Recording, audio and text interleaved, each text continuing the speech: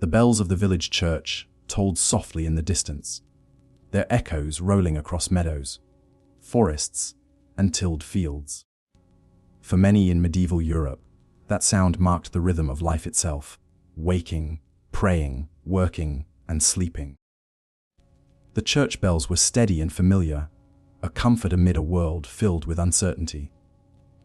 But for women born into this world, the chime of bells also signaled boundaries, reminding them of their place in a society that was rarely forgiving. To be born female in the Middle Ages was to enter life already marked by expectation. A girl arrived into a home where her worth was calculated not by her dreams or desires, but by her ability to serve, to marry, and, if fortune allowed, to bear children. Her cradle, often little more than a wooden box stuffed with straw, stood in a home that was rarely hers to claim. Instead, she belonged, first to her father, later to her husband, and perhaps, in widowhood, to the mercy of her sons. From the moment she could walk, a girl's tasks began. She might learn to fetch water in clay jugs. Her small hands chafed raw by the rope of the village well. She would sweep beaten earth floors with crude brooms, tend fires that filled her eyes with smoke, and help prepare meals from thin supplies of grain, vegetables, or salted fish. Toys were scarce, childhood short. While boys learned to wield a stick like a sword, preparing for war or work, girls were handed needles, spindles, and cooking pots, preparing for a life of endless labor. In towns, where stone streets bustled with merchants and apprentices, women's lives were not easier, only different. A merchant's daughter might help weigh spices, keep accounts, or stir vats of dye in her father's shop. If her family prospered, her dowry would be carefully saved, coins tucked away in wooden chests or lengths of linen woven by her own hands. For her, education was unlikely, unless she was very fortunate or destined for a convent. Reading and writing, skills often denied to women, were luxuries reserved for the cloistered or the elite. Marriage was rarely about romance. Instead, it was a negotiation, a transaction, sometimes arranged when a girl was still little more than a child. By her teens, 13, 14, or 15, she might be wed to a man twice her age, her dowry exchanged like livestock or land. The marriage bed, waiting in a draughty wooden house, was not always a place of safety. Childbirth loomed as both duty and danger. Many women bore 10 or more children, but few could expect all of them, or themselves, to survive. The risks of infection, blood loss, or obstructed labor made pregnancy one of the greatest threats to a woman's life. And yet, women were not invisible. Their presence shaped medieval communities in quiet, but essential ways. At dawn, they baked bread in clay ovens, the scent drifting down village lanes. They carded wool and spun thread, their fingers rough but skilled. They mended nets for fishermen and tended gardens that fed whole families through long winters. Their labor, constant and unrecorded, was the unseen foundation of the medieval world. Without their work, no harvest would be stored, no hearth kept warm, no child raised to adulthood. Still, their hardships were not only physical. The church, which touched every part of life, offered comfort, but also imposed heavy restrictions. Women were often taught that they were weaker, more prone to sin, descendants of Eve who had tempted Adam into the fall. Sermons warned them to be modest, obedient, and silent. Their worth was measured by chastity, by submission, and by piety. For widows or unmarried women, suspicion was constant. A woman living alone might be whispered about as a witch, her independence seen as dangerous. Noble women, though wealthier, faced their own cages. Behind stone castle walls, they managed households the size of villages, balancing ledgers, commanding servants, and defending lands when their husbands rode to war. Some became patrons of art or letters, commissioning manuscripts or chapels. A few rare figures, like Eleanor of Aquitaine or Hildegard of Bingen, carved names that echo through history. But for most noblewomen, power was fleeting and borrowed. Their fates rose and fell with those of their fathers, brothers, or husbands. The brutality of medieval life pressed hardest on the poor. Fields had to be tilled, animals tended, and rents paid to lords who demanded labor and taxes alike. Hunger was a constant companion, made worse by harsh winters or failed harvests. Women bore this burden heavily, managing households with nothing but meager scraps. They stretched thin pots of gruel to feed many mouths, patched clothing until it fell apart, and cared for the sick with herbs and whispered prayers. When famine struck, mothers often starved themselves so their children might eat. Yet, there were moments of beauty even in struggle. On feast days, women embroidered bright garments or adorned themselves with garlands of wildflowers. In market squares, their laughter mingled with the calls of vendors selling honey, cheese, or cloth. At festivals, they danced to the music of fiddles and pipes, if only for an evening's escape. In the candlelit hush of churches, women knelt side by side, whispering prayers that rose like smoke into the vaulted ceilings above. For all its hardships, the medieval world was not devoid of resilience. Women endured, adapted, and created lives of meaning within narrow boundaries. They shared songs, stories, and remedies passed from mother to daughter, preserving traditions that outlived kings and wars. They found strength in one another, in the quiet solidarity of spinning circles, bread ovens, and wells, and in the face of endless labor, fleeting joys, and ever-present danger, they carried forward the fragile thread of life. As the church bells faded into the night, the medieval woman rested only briefly, for dawn would soon return with new demands. Her life was measured not in leisure, but in endurance. Her story written in calloused hands, weary bones, and the lives of those she sustained. Though the chronicles of kings and knights dominate history books, the truth is this: the Middle Ages would not have endured without her. Her labor was the heartbeat of the world, steady, unyielding, and all too often forgotten. And so, as you close your eyes and drift into rest, picture her world: the stone cottages under a silver moon, the faint glow of hearth fires, the quiet murmur of prayers in the dark. A world harsh and unforgiving, yet carried forward by women who bore its weight with silent strength. When we imagine the childhood of a medieval girl, it's tempting to picture carefree days in fields, laughter with siblings, or hours spent at play. But in truth, childhood during the Middle Ages was fleeting, and for girls in particular, it was less a time of innocence and more an early training ground for the duties that awaited them as women. From the moment of birth, a girl's path was largely set, shaped by the expectations of her family, her community, and the rigid traditions of her society. The arrival of a daughter, the birth of a daughter, was often met with mixed emotions. While every new life brought hope, medieval families lived in a world where survival was uncertain and resources were scarce. Sons were valued as potential heirs, workers, or soldiers, while daughters were more often seen as an economic burden. They required dowries for marriage, and they rarely inherited land or wealth in most regions. A girl's arrival might be greeted warmly by her mother and siblings, but behind closed doors, her father might quietly wish for a son instead. Still, daughters were not unloved. In many households, girls were cherished, especially by mothers and grandmothers, who saw in them a continuation of their own lives and traditions. Songs, lullabies, and whispered blessings often accompanied a baby girl's early years. Yet even then, Her future was already being imagined.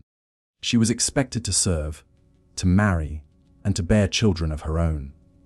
Early responsibilities, unlike the drawn-out childhoods we know today. Medieval children began working almost as soon as they could walk. For girls, this meant being pulled into the rhythm of household labor at a very young age.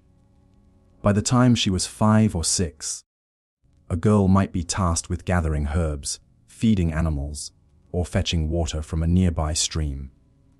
Play was never entirely absent, but it was woven into work. A rag doll, made from scraps of cloth, could accompany her as she followed her mother to market. A skipping game with other village girls might take place while they collected kindling.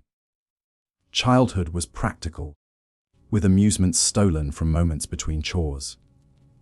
The home was her primary classroom.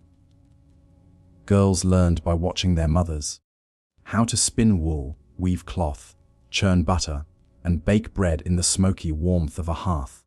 These skills were not hobbies, they were survival. Every stitch, every loaf, and every skein of thread was essential for keeping a household alive through harsh winters and lean harvests. Learning obedience discipline was firm, especially for girls. Parents, especially fathers, expected unquestioned obedience. A medieval girl grew up in a world where her place in the hierarchy was always below that of men. Her father first, then her husband one day. This idea was reinforced not only in the home, but also in sermons at church, where priests reminded families of a woman's duty to submit. Girls were taught to speak softly, to keep their heads lowered, and to show respect to their elders. The values of humility and modesty were drilled into them, preparing them for the restricted life that awaited.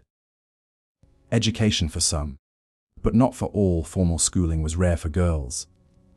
In poorer households, it was almost non-existent. Survival demanded labor, not books, and literacy was seen as unnecessary for women who were destined to manage kitchens, gardens, and children. In wealthier families, however, a girl might be given some education. Noble daughters sometimes learned to read prayers or basic Latin, but most of their lessons focused on domestic and social skills, embroidery, music, etiquette, and the graceful arts of courtly behavior. A noble girl's education was less about personal growth and more about preparing her to make a favorable marriage alliance. For peasant girls, the church sometimes provided the only opportunity for learning. A girl placed in a convent could receive instruction in reading, writing, and religious studies, but this path was open to only a few. The brief years of play, though rare, moments of joy and playfulness did exist. Children across all classes played games with balls made of rags, raced each other through fields, or sang simple songs in groups. Seasonal festivals brought music and dancing, where young girls could wear garlands of flowers and join in village celebrations. Yet these joys were brief, often overshadowed by the looming reality of adulthood. By the time a girl reached 12 or 13, she was no longer considered a child. Her family began to speak of marriage, and her girlhood quickly dissolved into the responsibilities of womanhood. Preparing for womanhood, as puberty approached, a girl's duties intensified. She might take on heavier workloads in the kitchen or fields, helping her mother more directly in tasks like bread, making, brewing ale, or caring for younger siblings. Her body, too, became a subject of discussion. Menstruation was regarded as a marker that she was ready for marriage, and in some cases, engagements were arranged at startlingly young ages. These transitions were not celebrated with the joy we associate with birthdays or graduations today. Instead, they were practical shifts in duty, quiet acknowledgements that a girl was no longer free to be a child. The fragility of childhood. It is also important to remember that childhood itself was perilous.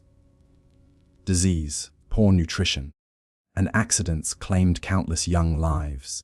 For girls, survival was especially fragile, not only because of illness, but also because families sometimes gave fewer resources to daughters than sons. Even something as simple as food might be divided unequally in a household struggling through a poor harvest. Every girl who survived into her teenage years carried invisible scars of resilience. Her endurance was proof that she had withstood a world that was not made easy for her. Closing reflection: the childhood of a medieval girl was not a storybook of carefree days. It was a training ground, hard, disciplined, and short. From birth, her identity was shaped by the weight of expectation to serve, to obey, to marry, and to endure. Though there were moments of laughter and joy, they were always fleeting, overshadowed by the duties waiting just ahead. And yet, even within these constraints, medieval girls found ways to live, to love, and to grow. Their stories, though often overlooked, remind us that behind every queen, every mother, and every nameless figure in the chronicles of history was once a girl whose brief childhood prepared her for a life of immense challenge. If the childhood of a medieval girl was short, her adolescence was shorter still. The shift from child to woman came not with the blossoming of maturity, but with the ink of a marriage contract or the whispers of a betrothal. In many ways, medieval society saw girls not as daughters to be nurtured into adulthood, but as future wives and mothers to be prepared as quickly as possible. This chapter explores what it meant for girls to grow up too soon, to have their lives shaped by arrangements often made before they could truly understand them. The age of betrothal, for many medieval girls. Marriage was not something decided in the bloom of youth, but in the innocence of childhood. In both noble and peasant households, betrothals could be arranged when a girl was very young, sometimes as little as 7 years old. While the marriage itself might not occur until she reached puberty, the agreement was binding, sealing her future like a thread stitched tight. In noble circles, these arrangements were rarely about love. Instead, they were political tools, alliances between families, ways to strengthen land claims, or means of uniting rival factions. A daughter was less a beloved child and more a valuable pawn in the long game of inheritance and power. Among peasants, the motivations were simpler but no less pragmatic. Families might marry off daughters to ensure a helping hand on another farm, to strengthen ties between neighbors, or to secure a modest dowry that could ease the financial strain of keeping many mouths fed. The dowry, a price for marriage. At the center of marriage negotiations lay the dowry. For most medieval families, daughters came with an unavoidable cost. A dowry might include land, livestock, money, or even household goods such as blankets and pots.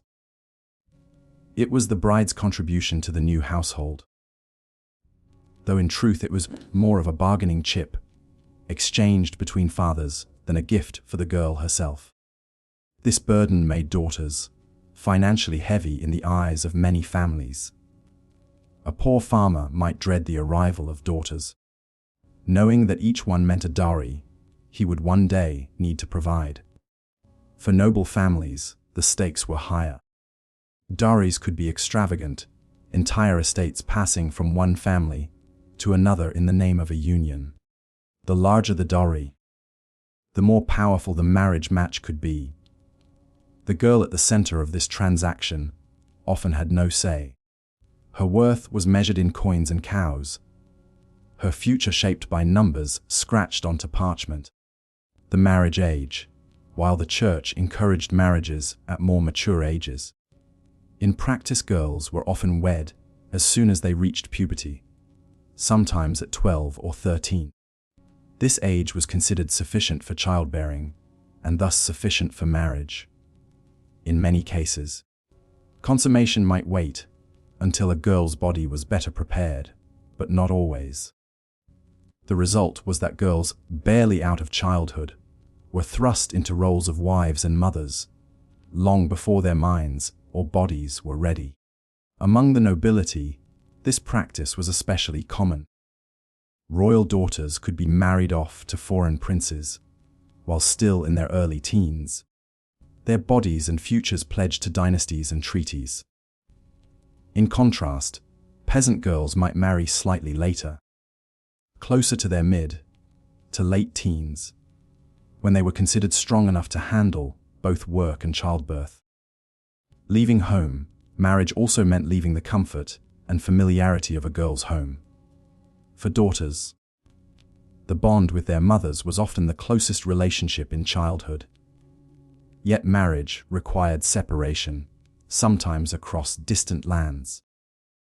A noble girl might be sent to another country to live among strangers who spoke a different language. A peasant bride might move only a few villages away, but the emotional weight of leaving her family was no less heavy. This departure was rarely gentle. Weddings were public events, binding not only two people but two communities. Yet for the bride, the ceremony could feel like the end of one life and the beginning of another, one in which her role was entirely defined by her new household. The ceremony and its weight. Wedding ceremonies in the Middle Ages were steeped in symbolism. A priest's blessing sanctified the union, but the true heart of the ritual lay in the exchange of promises between families. Rings might be exchanged, feasts prepared, and celebrations held, but the girl at the center was often more spectator than participant in her own marriage. For noble brides, lavish feasts could last for days, filled with music, dancing, and political spectacle. For peasants, a wedding feast might be little more than bread, cheese, and ale shared with neighbors. Yet no matter the scale, the meaning was the same. The girl's life had been formally reshaped into that of a wife. Marriage as duty. Once married, a girl was expected to take on the full weight of adult responsibilities.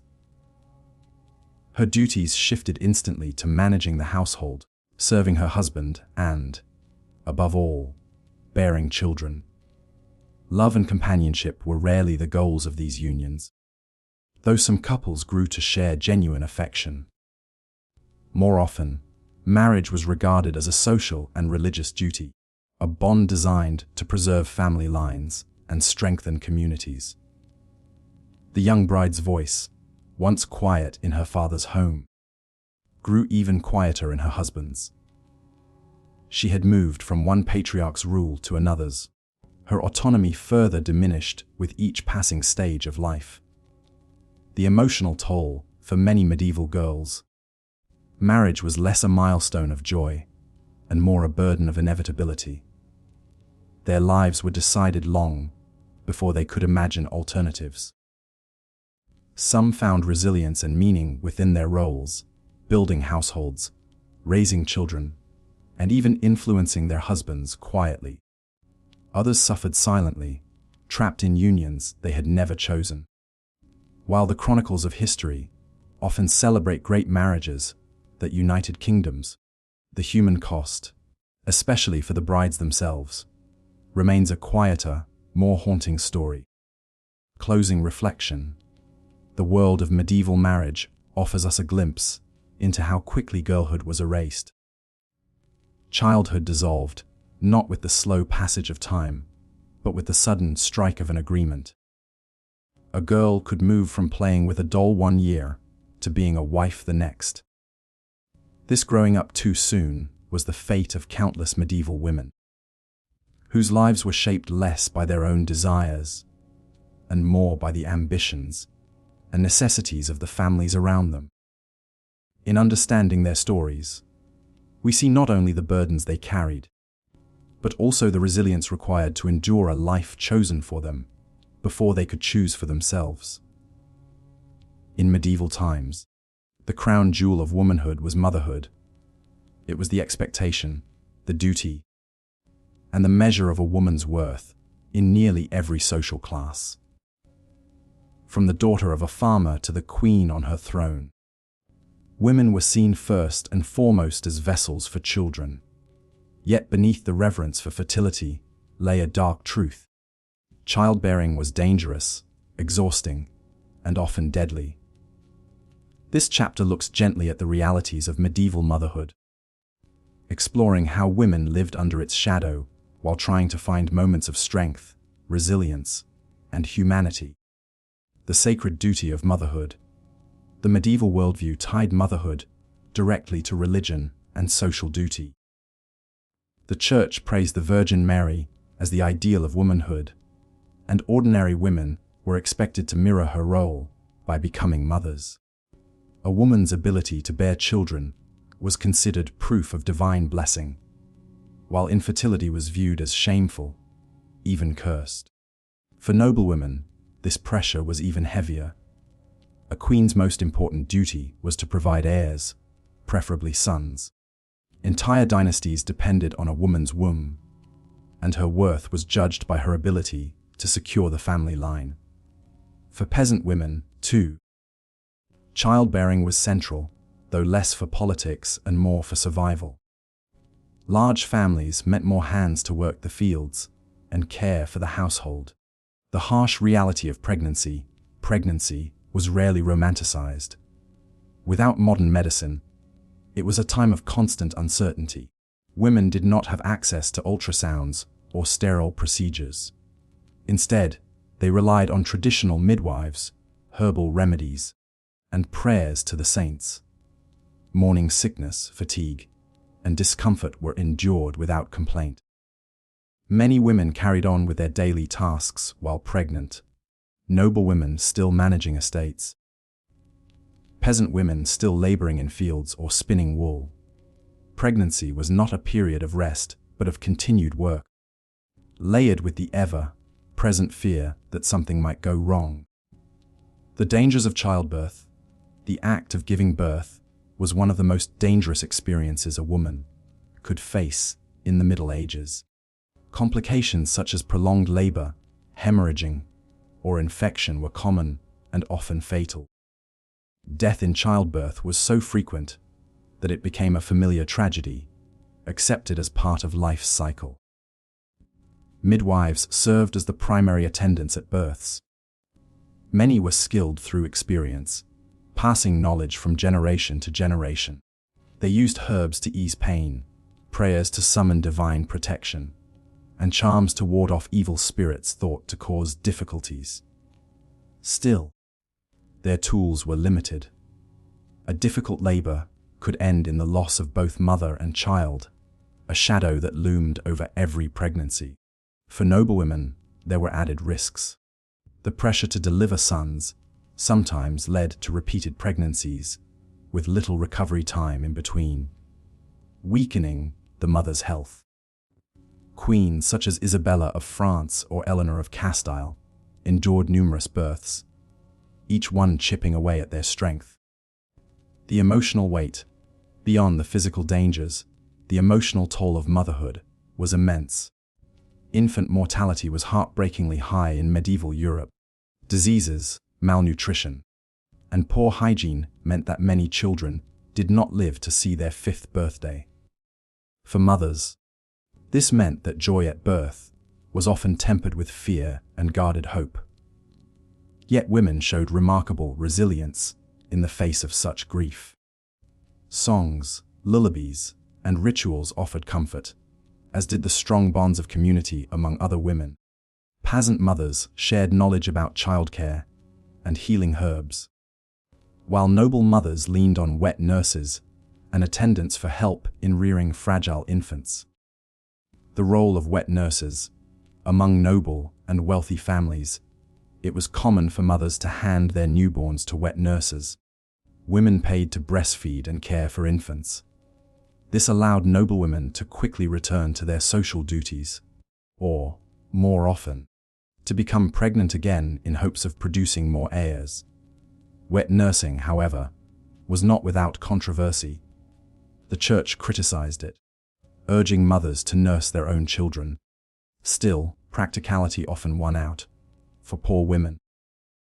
Serving as a wet nurse could be a source of income, though it also meant neglecting their own children's needs for the sake of another's.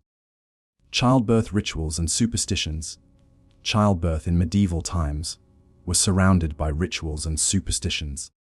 Women prayed to saints such as Saint Margaret, the patron of childbirth, asking for safe delivery. Charms were hung in birthing chambers, and certain herbs were burned to ward off evil. In some places, husbands were barred from entering the birthing room, leaving the laboring woman in the company of other women, midwives, mothers, sisters, and neighbors. Even the architecture of homes reflected this ritualized view of childbirth. Some rooms were darkened, fires kept burning to create warmth, and prayers whispered continuously until the child cried out. Every birth was seen as both a physical struggle and a spiritual battle. Motherhood as identity for medieval women. Motherhood was not just an event, it was an identity. A mother was defined by the number of children she bore and the survival of her offspring. A woman who remained childless was often pitied or scorned, suspected of sin or infertility. In contrast, a woman with many children earned respect and security within her community. Still, this identity came with immense sacrifice. Personal dreams, health, and even lives were offered up for the sake of children. The self was often lost beneath the demands of endless pregnancies, nursing, and caregiving. Glimpses of strength and joy. Despite the dangers, medieval mothers also experienced moments of joy. The laughter of a child. The pride of seeing a son strong enough to work, or a daughter helping at the hearth brought comfort and meaning. Some mothers, especially among the nobility, found ways to influence the future of their children through education or arranged marriages. Figures like Eleanor of Aquitaine not only bore children, but also shaped dynasties, proving that even within the confines of expectation, women could exert quiet yet powerful influence. Closing reflection. The story of medieval motherhood is both tender and tragic. It reveals a world where women's lives revolved around childbearing, where the joy of new life was inseparable from the fear of death. Yet within this cycle, women endured with courage, creating families, nurturing communities, and leaving behind legacies of resilience. In listening to their stories, we honor the countless unnamed mothers whose lives were given over to this sacred, yet perilous duty. They remind us that behind the crowns, castles, and chronicles of the Middle Ages were women whose greatest battles were fought in the quiet of the birthing room and the cradle. In the medieval imagination, kings stood at the center of power, ruling their realms with swords and decrees. But behind many of those kings stood queens and consorts, women whose influence often stretched further than the chronicles admit. Their lives were glamorous on the surface, draped in jewels, attended by courtiers. But the truth was far more complicated. Queens lived under the crushing weight of dynastic duty, political intrigue, and constant scrutiny. Some wielded quiet power. Others were pawns in a dangerous game, where failure could cost everything. Marriage as politics for medieval queens. Marriage was never about love. It was about alliances, land, and legitimacy. A queen's wedding day was not a personal milestone, but a diplomatic contract sealed with vows. At times, girls as young as 12 were married off to much older kings or princes, their futures tied to men they barely knew. Take, for example, Eleanor of Aquitaine, one of the most remarkable queens of the Middle Ages. Married first to Louis Feu of France, and later to Henry Thiroux of England, her unions shaped the politics of Europe. With her vast inheritance, she brought power and wealth that rivaled many kings. Yet her marriages were less about her wishes and more about the ambitions of powerful men who sought to control her lands. For queens, marriage was a role they stepped into, often without choice, and one that carried enormous responsibilities. The burden of producing heirs, more than anything else, queens were expected to bear children. A queen's worth was measured in heirs, preferably male, who could secure dynasties and prevent civil war. The pressure was immense, and repeated pregnancies took their toll on even the most resilient women. Failure to produce heirs often had dire consequences. Queens could be cast aside, like Catherine of Aragon, Henry VII's first wife, who was discarded after years of failed pregnancies and only one surviving daughter. In earlier centuries, too, queens who failed in this duty faced humiliation, annulments, or worse, rumors of witchcraft and curses. To be a queen was to live under a constant shadow. The fate of kingdoms often rested in her womb. Life in the court, queenship, was not just about childbirth. It was also about navigating court politics. The medieval court was a glittering but perilous world, where loyalty shifted quickly and whispers could be deadly. Queens were expected to embody dignity, generosity, and piety. They became patrons of the arts, benefactors of monasteries, and models of Christian virtue. But they were also watched closely.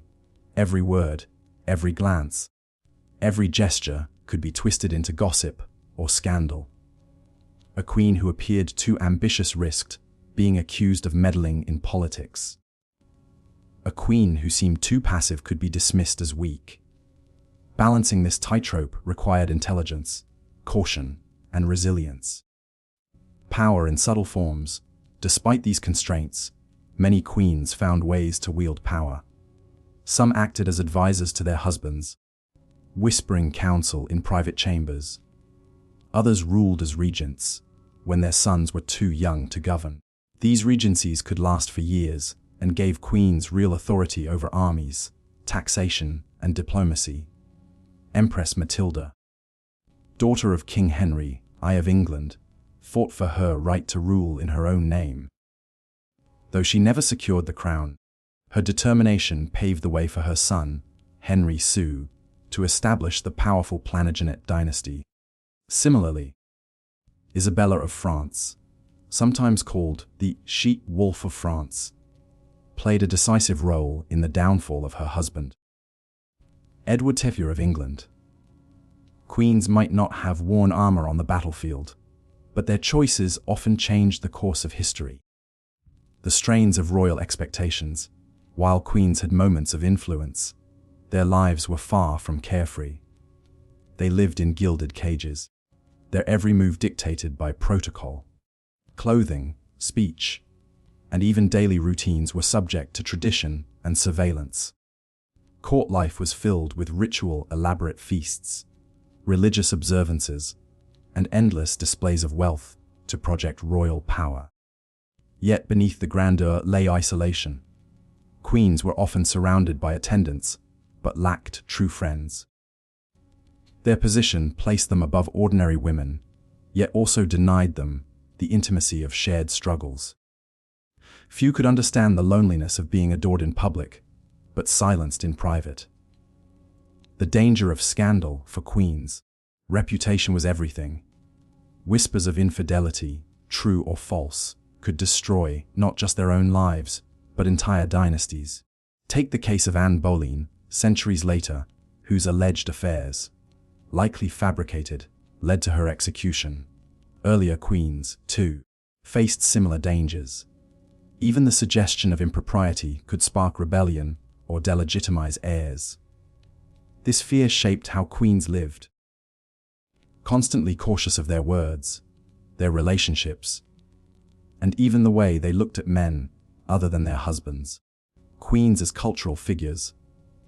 While politics and heirs dominated much of their existence, queens also shaped the cultural life of medieval Europe.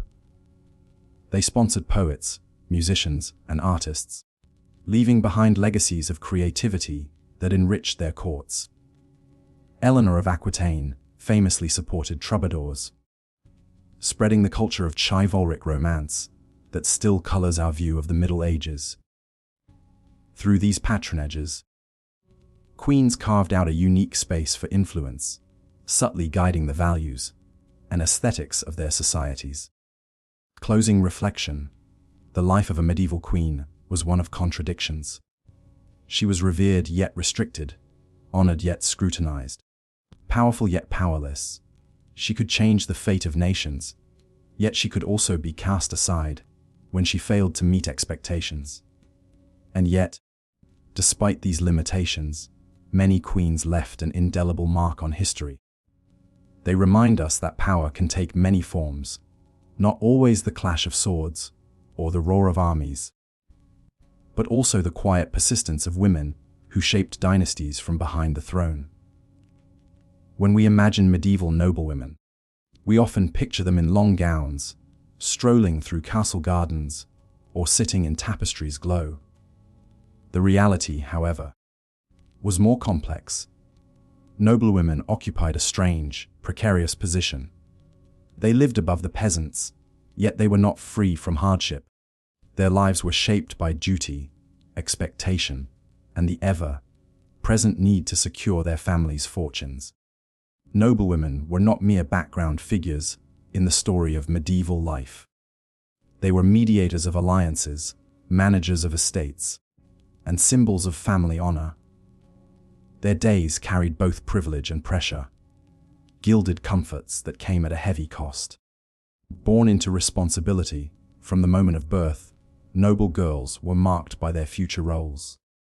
Their childhoods, while more comfortable than those of peasant children, were rarely carefree. Education for noble daughters centered on obedience, piety, and the skills they would need to run a household. They learned needlework, music, and reading, but also the vital arts of managing servants, keeping accounts, and supervising estates. They were taught that their lives would not belong to them, but to the family. Fathers and brothers saw noble daughters as valuable assets to be married off for alliances. From their earliest years, noble women grew up with the knowledge that their choices were not their own. Marriage as strategy, like queens. Noble women's marriages were matters of strategy.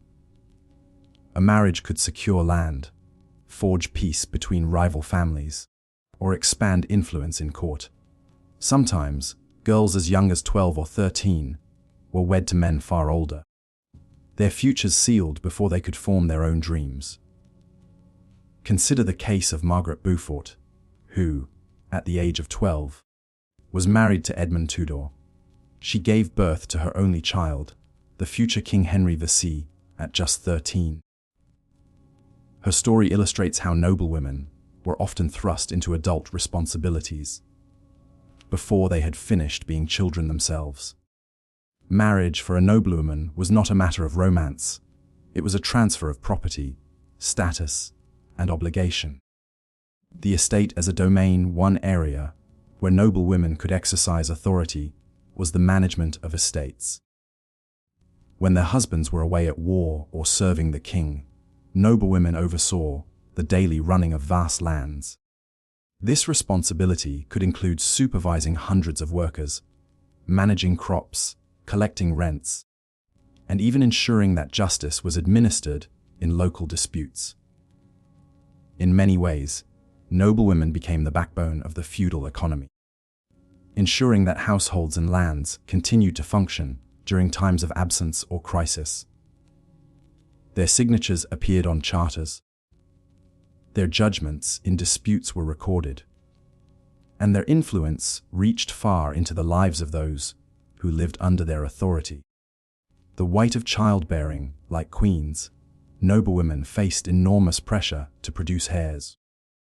A noble marriage was incomplete without sons to carry on the family's name and protect its lands. Repeated pregnancies were common, and with them came dangers. Medical knowledge was limited, and noblewomen, despite their status, faced the same risks of childbirth as peasant women: infection, hemorrhage, and fever claimed many lives. Some noble families buried mother after mother, as each new bride was brought in to secure the continuation of the line. For those who survived, childbearing was a lifelong duty, often leaving women weak or scarred.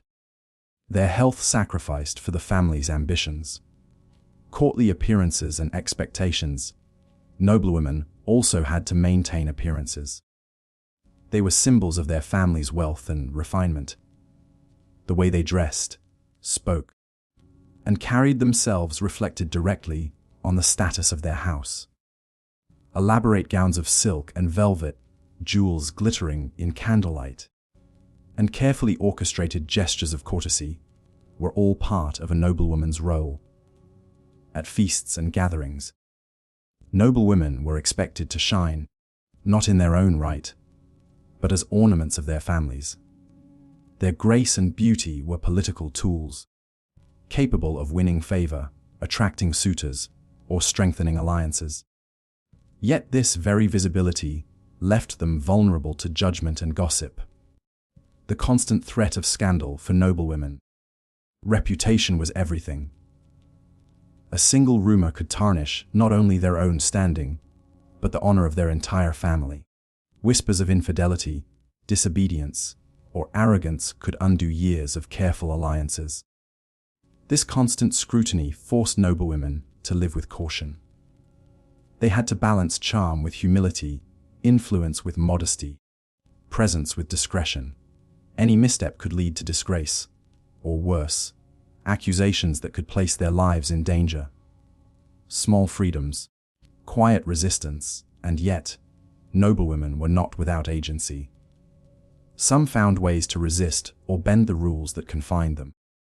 Through letter writing, patronage, and subtle persuasion, they shaped the politics of their families. Others turned to religion, founding monasteries or retreating into convents, where they found relative autonomy. Some noblewomen even took bold steps into leadership. When husbands died or were absent, they could rule in their own name. Women, like Matilda of Canossa in Italy, or Jeanne of Flanders in Brittany, became figures of authority, leading armies, negotiating treaties, and defending their lands. These examples, though exceptional, show that noblewomen could seize power when circumstances demanded it. Loneliness behind the walls. Despite the bustle of estates and the glitter of court life, noblewomen often lived lonely lives. Surrounded by attendants, but lacking true companionship, many endured marriages with distant or hostile husbands. The high expectations placed upon them left little room for personal desires. Diaries, letters, and poems from the era sometimes reveal a quiet longing for freedom, for love, for a life beyond the duties of status. Behind the velvet and jewels, noblewomen carried private burdens invisible to the world. Closing reflection, the life of a medieval noblewoman was a paradox. She had more wealth, comfort, and influence than the vast majority of people in her society. Yet her life was not her own. She was bound by duty, watched by eyes that never closed, and weighed down by the heavy responsibilities of family honor and estate management. Her story is one of silent strength. While her name might not always appear in the chronicles, her hands held together the threads of dynasties, lands, and legacies. To understand the medieval world, we must look not only at the kings and knights, but also at the noblewomen, whose quiet burdens shaped the age in ways history often forgets. For many women in medieval Europe, life was framed by two main paths: marriage or the cloister. While most women lived out their days as wives, mothers, or laborers, a smaller but significant number found themselves drawn, or sometimes sent, into the quiet world of convents. Behind stone walls and under the shadow of chapels, they carved out lives defined by prayer, discipline, and devotion. To us today, it might seem a life of silence and seclusion. Yet for the women who took vows, the convent was a place of both constraint and opportunity. Families often sent their daughters to religious houses for practical reasons. A noble family with many children might see the convent as a respectable place for a younger daughter, especially if they could not afford a large dowry to secure her marriage. For wealthier households, placing a daughter in a well-established abbey was a way to ensure spiritual favor and influence. Some women entered willingly, yearning for a life apart from the turbulence of the outside world. Others were nudged, or pressured, into vows by family decisions beyond their control. Inside the convent, life followed a rhythm far removed from the bustle of villages or courts. Each day was anchored by the divine office, a cycle of prayers sung at fixed hours. The day often began long before dawn, with nuns rising to chant in candlelit chapels, while the world outside remained in darkness. Their voices echoed softly against the cold stone, lifting hymns in Latin, even when most of them could not fully read or write beyond their religious texts. Daily routines revolved around prayer. But prayer was not all they did. Nuns worked with their hands, tending gardens, producing manuscripts, brewing ale, or weaving cloth. In wealthier convents, scribes carefully copied religious texts and illuminated manuscripts with delicate patterns of gold and blue, ensuring that knowledge survived across centuries. In humbler houses, sisters might spend their days in kitchens, baking bread, or in fields, laboring alongside lay servants. Education, though rare for most women of the medieval world, was sometimes accessible in convents. A girl placed in a prestigious abbey might learn to read and write Latin, study scripture, or even gain medical knowledge. Some convents became centers of healing, where nuns tended to the sick with remedies from herb gardens. Others offered schooling for noble girls who would later marry and return to the world beyond the cloister, carrying with them a discipline and literacy unusual for their gender. Yet, convent life was not a gentle retreat. It demanded discipline, obedience, and sacrifice. Nuns lived under strict rules, often following the rule of Saint Benedict or similar monastic guidelines. Silence was valued, speech was regulated, and personal freedoms were surrendered. Meals were simple, usually consisting of bread, porridge, or vegetables. Meat was rare, reserved only for illness or special feasts. Beds were hard, comforts few, and punishments for breaking rules could be harsh. The cloister walls kept out the world, but they also kept the women in, sometimes for life. Despite the restrictions, convents could be places of unexpected power for women. An abbess, the head of a convent, often wielded authority equal to that of male abbots.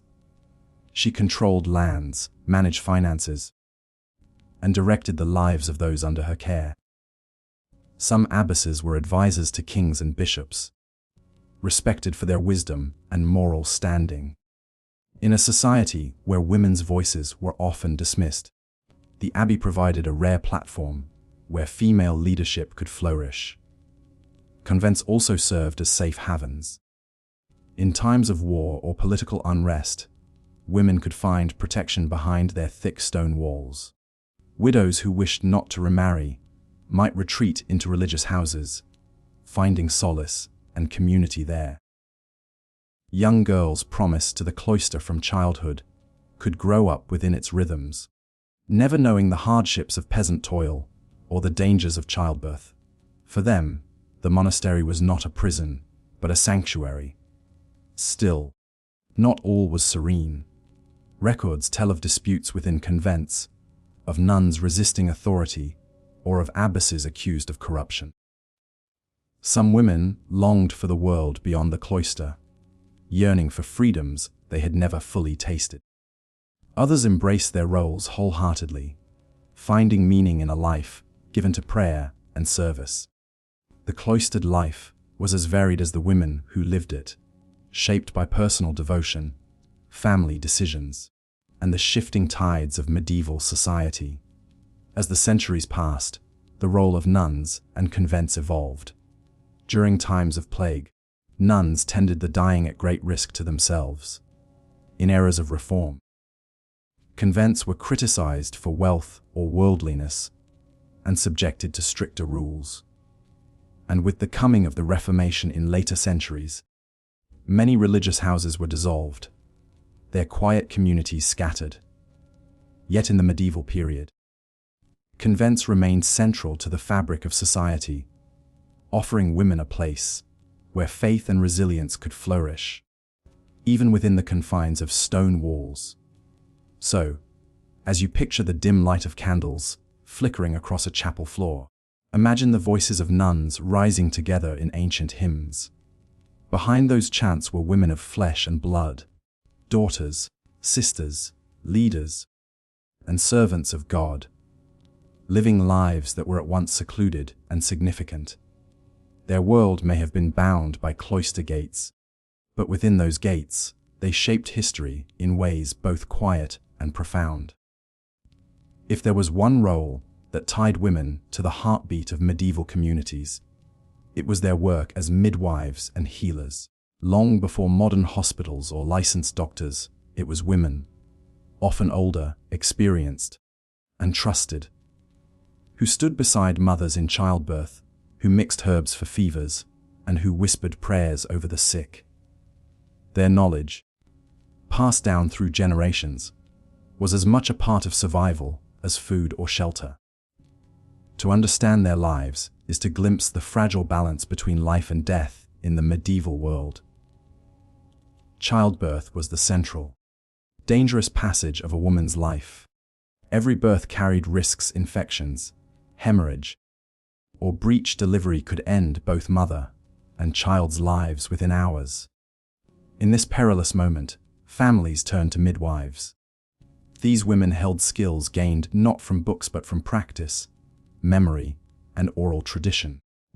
They knew how to ease a mother's labor with warm cloths, how to cut an umbilical cord cleanly, and how to recognize when something was gravely wrong. But midwives were more than practical attendants. They were spiritual guides in an era when faith infused every act of life. If a child seemed unlikely to survive, the midwife might perform an emergency baptism, ensuring the infant's soul was welcomed into heaven. If a mother weakened, the midwife might call for confession, knowing death could be near. In these moments, they bridged the earthly and the divine, offering both comfort and ritual. Herbal remedies were part of their art. Fields, gardens, and woods were filled with plants believed to hold healing power. Chamomile might calm pain, fennel was given for digestion, and willow bark for fever. Midwives and healers also used honey as an antiseptic, garlic as a purifier, and lavender to soothe. These treatments came from centuries of observation, trial, and error. While not all remedies worked as intended, some were surprisingly effective, echoes of modern medicine hidden within medieval practice. Of course, their role was not free from suspicion. Women who dealt with herbs and healing often walked a thin line between respect and fear. A successful midwife might be praised as wise, even blessed. But if a child died, or if illness lingered despite her remedies, whispers of witchcraft could follow. In times of plague or famine, suspicion fell heavily on those whose work touched life and death most directly.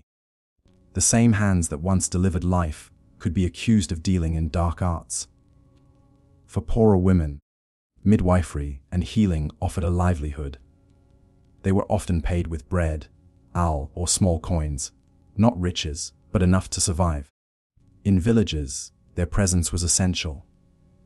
Few had access to trained physicians, who were expensive and usually reserved for nobles. Even when doctors were called, their knowledge was often based on ancient texts in Latin, more theory than practice. In contrast, midwives understood the practical realities of their neighbors' lives, making them indispensable.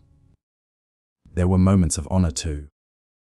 Communities recognized the bravery of women who entered the room of labor again and again, knowing they could face death alongside their patients.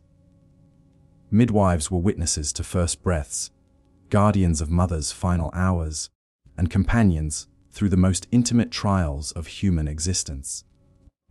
Religious authorities sometimes tried to regulate their work. Church councils issued rules requiring midwives to swear oaths of faith and morality. Some were even formally examined and approved by local bishops. These regulations reflected the Church's awareness of how important midwives were, but also its fear of female independence and knowledge. To control them was to control the delicate threshold of life and death. In towns and cities, healers expanded their skills. Some women became known for surgical practices, like setting bones or treating wounds. Others specialized in brewing medicinal ales or preparing ointments. Wealthier households sometimes retained female healers as part of their household staff. Yet, even at the higher levels, their status was always uncertain, valued when successful, distrusted when failure struck. For the women themselves, this work was both a calling and a burden. They carried the weight of outcomes they could not always control. A difficult birth could leave a family grieving, and the midwife grieving too, for she was often close to the women she served. A failed cure might tarnish her reputation for years. Still, they returned again and again, because their communities depended on them. Their legacy is written quietly, not in the grand chronicles of kings, but in the survival of countless families. Without midwives and healers, medieval communities would have faced even greater loss. Their knowledge, practical, spiritual, and deeply human, was a lifeline in a world where science and superstition blurred. Tonight, as you imagine their world, picture the dim glow of a cottage fire. A midwife arrives at midnight, summoned by a desperate knock. She carries a satchel of herbs, a flask of ale, and the calm assurance of someone who has seen both joy and tragedy many times before. Inside the small, smoky room, a woman labors, her family gathered in prayer. The midwife kneels, whispers encouragement, and guides the moment when life enters or departs. The fragile human story. These were the unsung guardians of medieval life. Women whose wisdom walked the line between miracle and misfortune. And though their names are lost, their touch shaped generations. In medieval Europe, faith was not simply a matter of Sunday worship. It was the heartbeat of daily life. For women, religion could be both a burden and a sanctuary, shaping their roles, their hopes, and even their freedoms. While many were bound by the Church's strict expectations, some found in faith a path to influence, knowledge, and inner peace. To step into their world is to discover women who prayed in silence, who wrote visions that shook kingdoms, and who sought meaning in cloistered stone halls where eternity seemed closer than earth. For most women, the Church was the center of community life. It baptized their children, sanctified their marriages, and buried them when their days were done. Priests preached about obedience, humility, and purity, virtues women were told to embody. But not all religious life was passive. Many women carved out active, powerful roles within the vast embrace of faith. Some chose, or were placed into, the cloistered life of nuns. Convents were both strict and liberating. Behind their walls, women gave up marriage, wealth, and worldly ambition, but they gained education, community, and spiritual authority that few outside could claim. A nun's day was structured by bells' prayers at dawn, labor in the fields or gardens, the copying of manuscripts, and teaching children. In a world where most women were denied learning, convents became rare sanctuaries of literacy. One of the most famous was Hildegard of Bingen, a German abbess of the 12th century. From within her convent, she wrote visionary texts, composed haunting music, and corresponded with kings and popes. Her works reveal the remarkable possibilities of faith for women bold enough to claim their voices. In her visions, Hildegard described fiery cosmic landscapes and the divine feminine power of creation. For her followers, she was not just a nun, but a prophetess.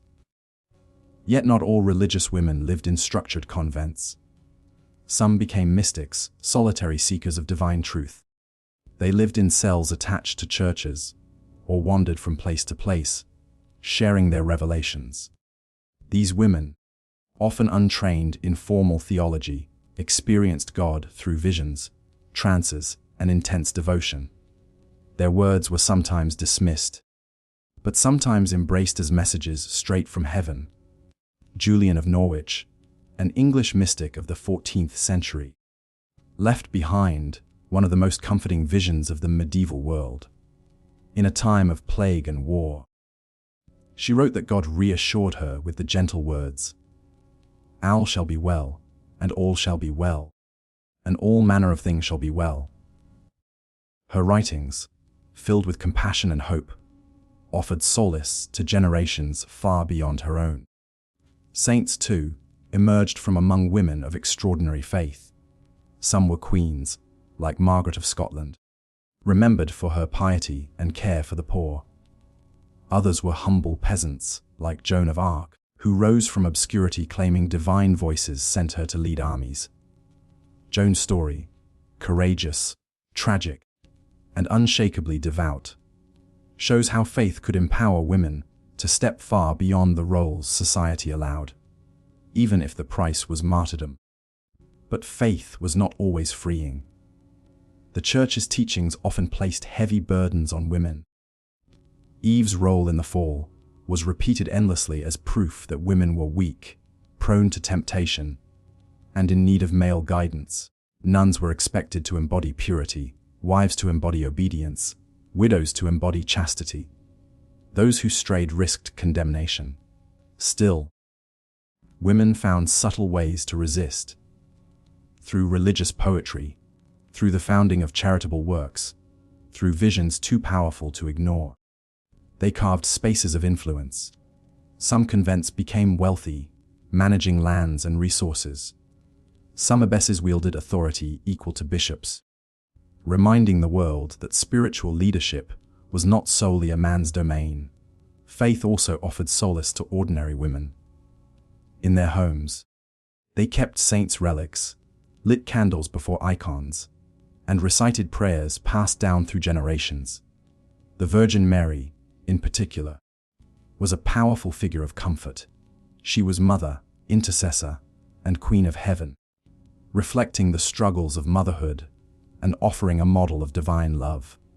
For women worn by toil, devotion to Mary provided a sense of dignity and strength. The rhythms of religious festivals gave their lives structure, marking the passing of seasons with hope and renewal. Candlemas, Easter, the feast of local saints, all were chances to step briefly out of hardship and into sacred celebration. Women carried these traditions forward, teaching children prayers, preparing altars, and weaving faith into every corner of life. Religion was also deeply tied to suffering. Women were told that pain, whether in childbirth, hunger, or widowhood, mirrored the suffering of Christ and earned heavenly reward. While this belief could justify oppression, it also gave meaning to lives filled with struggle. Endurance was transformed into holiness. As you drift deeper into rest, picture a convent nestled among green hills, its stone walls cloaked in ivy. Inside, nuns chant softly, their voices rising like incense into the vaulted air. In a small cell, a mystic kneels in candlelight, recording visions of fire and peace. In a village church, a peasant woman clasps her rosary, whispering prayers for her children. And far away, a young girl named Joan listens to voices only she can hear, voices that will one day lead her to destiny. These women, bound by faith, shaped their world in ways both quiet and thunderous. They remind us that even in an age of restriction, the human spirit, especially the female spirit, found ways to seek light in the shadows. In medieval Europe, motherhood was both a blessing and a burden, a role celebrated by the church and community, yet fraught with danger at every stage. To be a mother was considered a woman's sacred duty, her very purpose in life. But behind the hymns of praise and the images of the Virgin Mary cradling her holy child lay a reality marked by fear, pain, and loss. For women across centuries, the path of childbirth was one of the most perilous journeys they would ever face. Unlike today, there were no hospitals as we know them, no trained doctors waiting with sterile tools. Childbirth took place in small, smoky cottages, in the dim light of rush lamps, surrounded by midwives, neighbors, and female kin. These women brought not only their knowledge, but also their prayers, charms, and whispered encouragements. The atmosphere was tense yet tender, filled with the recognition that life and death stood very close together in those hours. Mortality rates were grim. Historians estimate that as many as 1 in 3 women might die due to complications of childbirth across a lifetime. Hemorrhage, infection, obstructed labor. Any one of these could strike without warning, and there was little that could be done. The body became both a vessel of new life and a battlefield of mortal risk. For infants, the odds were equally harsh. Nearly half of all children died before the age of 5. Many never survived their first year. Diseases spread quickly. Malnutrition weakened fragile bodies, and the lack of medical knowledge left parents helpless. The tiny graves found in medieval cemeteries bear witness to this devastating reality. Yet in the midst of such sorrow, rituals of comfort and faith wrapped mothers and children alike. Baptism was performed almost immediately after birth, sometimes within hours. Families feared the loss of an unbaptized infant, believing its soul would be denied heaven. Priests were summoned urgently, and in desperate cases, even midwives were allowed to perform emergency baptisms. The Church's grip on life began from the first breath, reinforcing the sense that every child belonged not only to its parents, but also to God. Women often entered confinement during late pregnancy, withdrawing from heavy labor to prepare for the birth. Homes were warmed with fires, herbs were hung from rafters, and charms were placed at doorways to keep evil spirits at bay. Childbirth was both a physical and spiritual ordeal, and communities surrounded it with layers of superstition and prayer. Saints' relics were laid upon laboring women, while verses were recited to ease pain. Some clutched talismans inscribed with protective words, believing these would guard both mother and child. The midwife, though often humble in status, held an essential role. She carried the knowledge of herbs, the skill of delivery, and the compassion of one who had herself often given birth many times. Midwives were trusted, respected, and sometimes feared, for their work lay at the mysterious boundary between life and death. In times of crisis, their decisions carried enormous weight. Despite the risks, motherhood also carried deep meaning. To bear children was to ensure the survival of family and community. Sons were heirs and workers, daughters were future wives and mothers. The more children a woman bore, the greater her household's chance of stability. A large family was both a source of pride and a buffer against the constant specter of loss. Yet the toll on women's bodies was immense. Frequent pregnancies left many exhausted, frail, and prone to illness. Malnutrition compounded these dangers, especially among the poor, whose diets often lacked the nutrients needed for strength and recovery. Noblewomen fared little better. Though they had access to richer food, They were expected to produce heirs without pause, their health sacrificed on the altar of dynasty. Queens and peasants alike shared this burden, their bodies treated as vessels of lineage and survival. The Virgin Mary loomed large in the medieval imagination of motherhood. She was celebrated as the perfect mother, pure, gentle, and endlessly nurturing. Her image comforted women in childbirth, offering an ideal to emulate and a figure to call upon in prayer. Icons of Mary were kept close in birthing chambers, her soft gaze meant to soothe fear. Yet this ideal also set impossible standards, placing pressure on women to bear suffering with quiet grace. For those who survived childbirth, joy was often shadowed by grief. Many mothers buried infants, sometimes more than one, before their own lives were through. Tiny shrouds were sewn, tiny coffins carried through village streets. Communities mourned together, but the pain endured most deeply in the hearts of mothers. And still, women persevered. Through lullabies sung in the dark, through calloused hands washing linen, through whispered prayers for strength, they carried the weight of motherhood across centuries. The resilience of medieval mothers ensured not only the survival of their families, but also of Europe itself. As you rest, imagine a quiet village at dusk. A cottage glows faintly with firelight. Inside, a woman cradles her newborn, wary but alive, her face lit with both exhaustion and wonder. A midwife gathers her herbs. A grandmother hums softly by the hearth, and outside, the stars rise over fields of ripening grain. This scene, repeated countless times across generations, held within it the fragility and strength of women's lives. Motherhood in the Middle Ages was never easy, but it was enduring.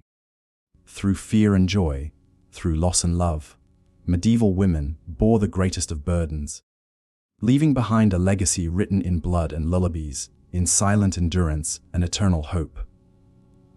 When we imagine medieval queens, it is easy to picture glittering crowns, flowing gowns, and lives of luxury within great stone castles. Yet the reality of queenship was far more complex, woven from threads of duty, power, sacrifice, and relentless expectation. A queen's life was not her own. It was bound to the kingdom, to her husband's rule, and to the lineage she was expected to secure. Behind the image of elegance and ceremony lay a woman balancing constant pressures, often forced to maneuver through dangerous political landscapes with tact, intelligence, and quiet resilience. Queens were not simply consorts, ornaments to kings. They carried enormous symbolic and practical weight. A queen represented the moral order of the realm, chaste, loyal, and devout. She was expected to embody virtue, a living counterpart to the Virgin Mary, whose image loomed large in medieval devotion. At the same time, she was a figure of fertility. Her womb viewed as a political treasure chest from which heirs and dynasties would emerge. Every pregnancy carried not only personal stakes, but also national ones. For some queens, motherhood became their defining role.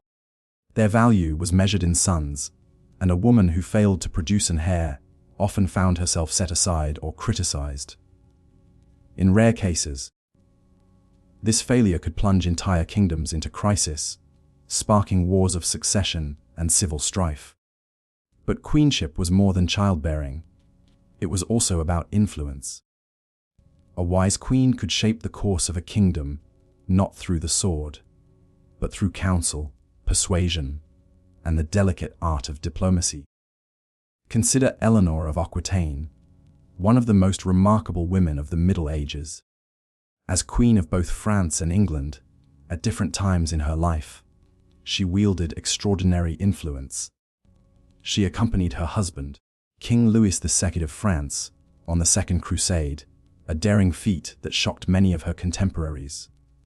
Later, as the wife of Henry of England, she navigated turbulent politics, supported her sons in rebellion, and became the matriarch of one of Europe's most powerful dynasties. Eleanor's intelligence, political savvy, and sheer determination demonstrated that queens could be formidable forces in their own right. Yet not all queens enjoyed such freedom.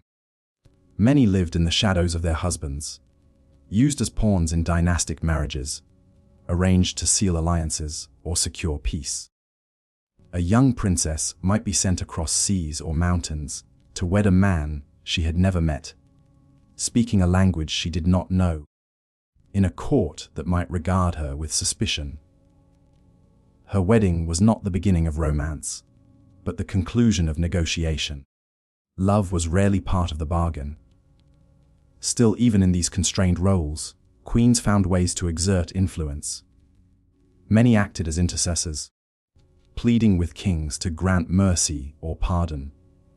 Their voices carried a moral authority that softened the harsher edges of male rule. Queens also served as patrons of art, music, and religion, shaping culture in ways that outlasted their lifetimes. Churches, abbeys, illuminated manuscripts, and even the poetry of courtly love were often nurtured by their support. Queenship also came with constant scrutiny. A queen's behavior reflected upon the crown itself. She was expected to maintain dignity, avoid scandal, and model piety. Yet rumors and accusations could spread quickly, especially when political factions sought to discredit her. Adultery, witchcraft, and disloyalty were common charges leveled against queens, whether true or not, for such whispers could undermine royal authority. A single misstep could be disastrous. One striking example is Empress Matilda, daughter of King Henry I of England. Though never crowned queen in her lifetime, she fought fiercely for her right to rule during a turbulent civil war known as the Anarchy.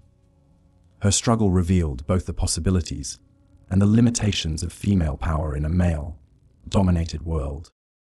She commanded armies, held fortresses, and earned the loyalty of great lords, but her gender was constantly used against her. Chroniclers described her as arrogant, unfeminine, and too proud. Criticisms often directed at powerful women who defied expectations.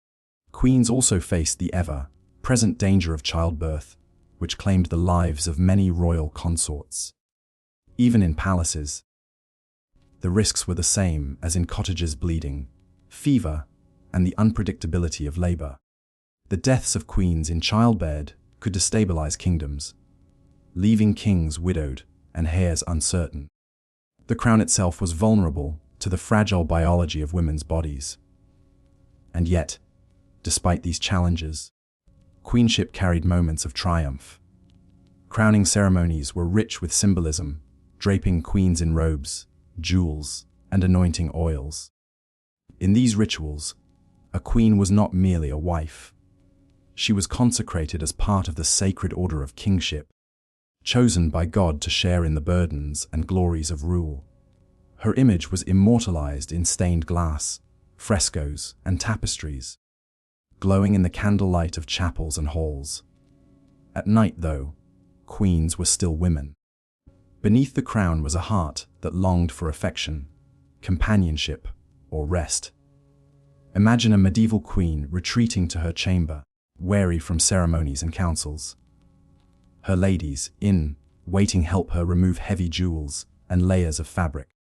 The flickering firelight softens the stone walls as she sits by a carved wooden cradle, watching her child sleep. Outside, snow drifts silently over the castle battlements, and for a moment, power, politics, and expectation fade. What remains is the quiet bond of mother and child, timeless and tender. Queenship was not simply a privilege, it was a burden of service, sacrifice, and strength. Through grace and resilience, queens shaped history in ways often overlooked. Their power was subtle but profound, rooted in influence, culture, and the continuity of dynasties. As you drift deeper into rest, let the image of queens long past settle in your mind, not just as glittering figures in storybooks, but as real women who bore the weight of crowns, of motherhood, and of kingdoms upon their shoulders. Their voices, though softened by time, still echo in the walls of castles and the whispers of history, carrying stories of endurance, courage, and quiet power. In the world of medieval women, few responsibilities carried as much weight or as much danger as childbirth. To modern ears, it may sound like an ordinary event in the cycle of life, but for women in the Middle Ages, giving birth was one of the most perilous and defining experiences they could face. For queens, noblewomen, and peasants alike, the risks were frighteningly high. Each pregnancy was a journey, not only toward new life, but also toward the shadow of death. A woman's worth was often measured by her ability to bear children, especially sons. Dynasties depended on it, estates depended on it, and in many families, survival itself depended on it. For noblewomen and queens, the stakes were even higher. Producing heirs could mean the difference between peace and civil war. The crown, the future of entire realms, sometimes rested on a single fragile life in the cradle. Imagine, for a moment, a medieval queen heavy with child. She is surrounded by attendants, midwives, and anxious priests. The chamber is dimly lit with candles, their smoke curling into the air. Wooden crucifixes hang upon the walls, reminders of divine presence and hope for mercy. Outside the chamber, courtiers and lords pace nervously, aware that the outcome could change the course of kingdoms. If she bore a son, the line was secured. If she bore only daughters, whispers of disappointment might ripple through the court. And if she did not survive the ordeal, succession crises could follow. For ordinary women, childbirth carried the same dangers, though without the weight of dynastic politics. Midwives played a central role, guiding women through labor with herbal remedies, whispered prayers, and practical knowledge passed down through generations. Yet even with their skill, complications were common. Without the benefit of modern medicine, infections, hemorrhages, and obstructed labors claimed countless lives. To become a mother was to take a gamble with fate, one that many did not survive. Superstitions and rituals surrounded childbirth, offering comfort in a world where knowledge was limited and danger ever present. Women wore charms and amulets believed to protect them during labor. Prayers were spoken to saints, especially Saint Margaret, who was thought to safeguard mothers and infants. Holy water might be sprinkled in the birthing chamber, while relics of saints were placed nearby. Some women clutched rosaries, whispering words of faith between contractions. These rituals, though not medical in nature, provided a sense of hope in a time of fear. Even kings were not immune to the anxieties of childbirth. For them, the future of dynasties was at stake. Chronicles are filled with accounts of rulers waiting tensely for news, sending up prayers for sons. When the infant's first cries filled the chamber, celebrations rang out across castles and villages alike. Bells pealed, feasts were declared, and gifts were given. Yet, if tragedy struck, if the child was stillborn, or if the mother perished, mourning swept through the realm, leaving uncertainty and sorrow in its wake. Queens especially bore immense pressure in this regard. Take, for example, Queen Isabella of France, whose union with Edward III of England produced a long-awaited heir, Edward III. That single successful birth altered the future of England, setting the stage for wars, triumphs, and dynasties to come. Conversely, queens who failed to bear sons often faced rejection, annulment, or replacement. Their bodies were not seen as their own, but as vessels for lineage and legacy. And yet, within this harsh framework, there were moments of profound tenderness.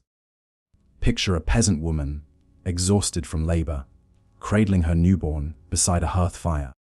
Her husband hovers close, relief etched on his face, while neighbors slip quietly into the room, bringing bread, broth, and blessings. For a brief moment, the struggles of survival fade into the background, replaced by joy at the fragile new life that has entered the world. Despite the dangers, many women bore multiple children, sometimes 10 or more, throughout their lifetimes. This was partly because child mortality was heartbreakingly common. Families expected that not all children would survive infancy, so mothers endured repeated pregnancies to ensure the continuation of their households. Each birth was another risk, another brush with mortality, endured with courage and resignation. In royal courts, childbirth was often a public affair in more ways than one. A queen's labor might be witnessed by noble ladies to ensure the legitimacy of the child. Privacy was rare. The infant's first cries might be greeted not only by a mother's tears, but by the judgmental eyes of the court, eager to confirm that a rightful heir had indeed been born. What should have been an intimate moment was instead transformed into a political event. The consequences of childbirth could stretch far beyond the chamber. If a queen died in labor, her death could spark international disputes. Alliances broke, heirs were contested, and wars erupted. The fate of nations, incredibly, often hinged on the unpredictable biology of a single woman's womb. Still, amid the sorrow and uncertainty, women found resilience. Mothers passed down wisdom to daughters, midwives refined their practices, and communities rallied around the dangers of birth with solidarity. It was, in many ways, the great unifying experience of medieval womanhood. Rich or poor, noble or commoner, they all shared in the risk and the hope of childbirth. As you drift into the soft quiet of sleep, imagine those flickering chambers, the warm glow of candlelight, the whispered prayers, the rhythmic breathing of women laboring to bring forth new life. Beyond the fear and uncertainty was always the possibility of joy, of new beginnings, of continuity.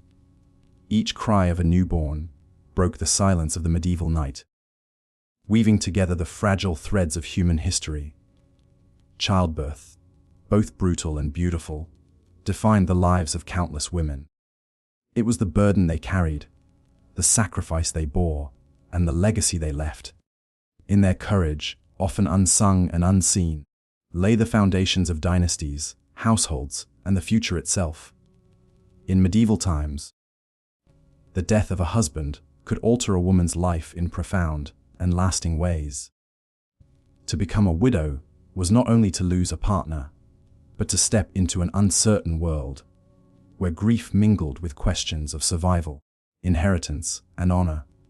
Widowhood could be a heavy burden, though at times it also opened unexpected doors to independence that few women otherwise knew. For noble women and queens, widowhood was often a matter of politics.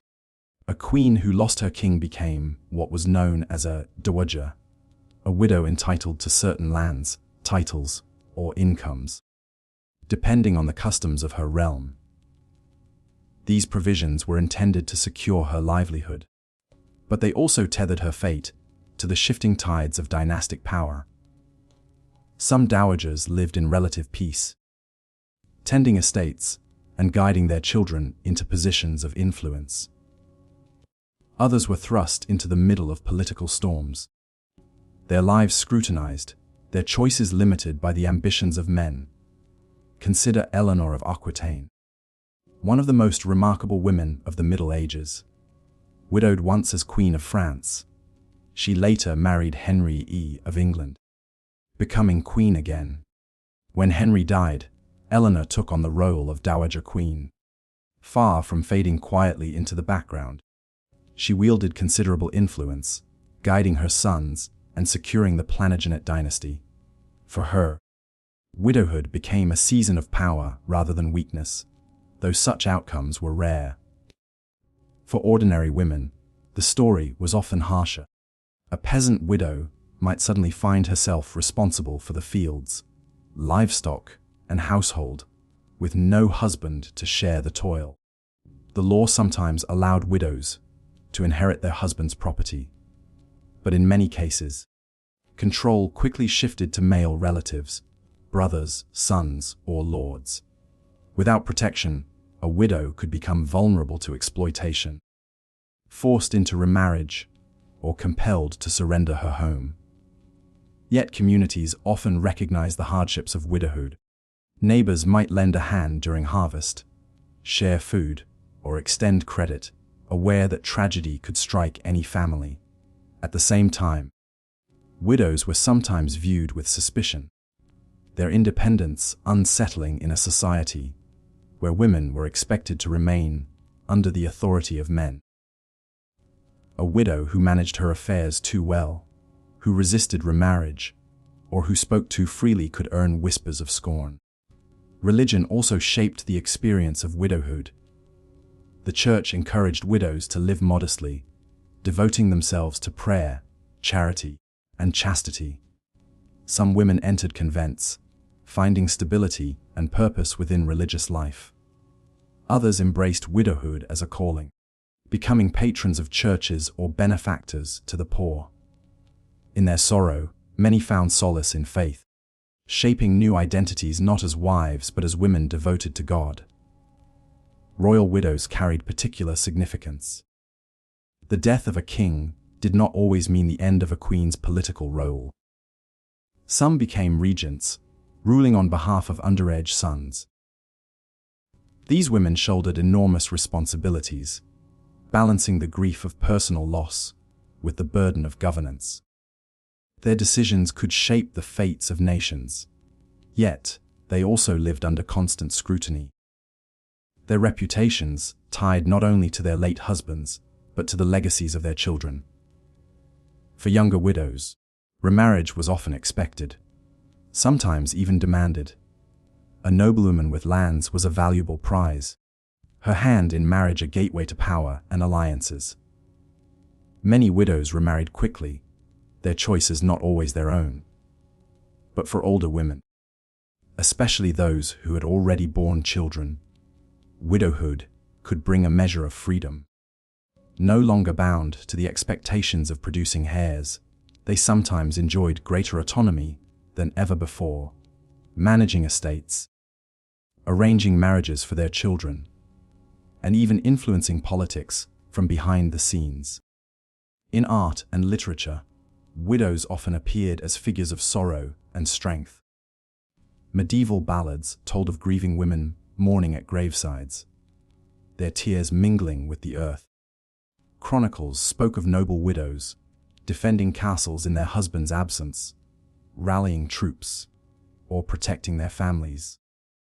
The widow was both a symbol of fragility and resilience, embodying the quiet endurance of those left behind. Still, widowhood was never simple. It carried social weight, economic risks, and emotional burdens. A woman might be torn between honoring her husband's memory and securing her family's survival through remarriage. Her reputation rested on delicate choices, whether she withdrew into mourning, embraced independence, or became enmeshed in new alliances. And yet, within these challenges, widows forged new paths. Some became matriarchs, guiding families through uncertain times. Others stepped into roles of unexpected authority, proving that grief could coexist with strength. Their lives remind us that even in an age defined by male power, women could find ways to shape history through endurance, adaptation, and quiet resilience. As you close your eyes and imagine the medieval world, picture a widow standing at the edge of her village, the wind tugging at her veil. Around her lies the weight of loss, yet within her rests the determination to carry on. Her path may be lonely, her burdens heavy, but her story is one of survival, a thread in the tapestry of history woven by countless women who endured and persevered. The burden of widowhood was immense, but it was also transformative. Through grief, women discovered strength. Through loss, They carve space for endurance. In their silence, their prayers, their resilience, we glimpse a quiet but profound power, one that continues to echo through the ages. In the medieval world, love was rarely the deciding factor in marriage. Instead, marriage was often treated as a transaction, a binding agreement between families, sealed not with romance but with contracts, dowries, and alliances. For women, marriage could mean security, but it could also mean surrender, as their futures were shaped by negotiations that placed family honor and property above personal choice. From the grand halls of castles to the humble cottages of villages, the customs of marriage reflected a society where survival and power were tightly interwoven. Among the nobility, marriages were strategic tools. Kings and lords arranged unions to secure peace treaties, claim lands, or strengthen dynasties. A young princess might be promised to a foreign prince before she was even old enough to walk, her destiny sealed in the ink of her father's signature. Consider Eleanor of Aquitaine, married first to the King of France and later to Henry VI of England. Her marriages were not simply personal. They shifted the political balance of Europe. Eleanor's dowry, the vast and wealthy Duchy of Aquitaine, made her one of the most powerful women of her time. But for Eleanor herself, marriage meant leaving behind her homeland and bending her will to the ambitions of powerful men. Her story was exceptional, but it reveals how profoundly women's lives could be shaped by political transactions. For ordinary women, marriage also carried transactional weight, though on a smaller scale. A peasant's daughter might bring a modest dowry of livestock, tools, or a patch of land. This contribution was not trivial.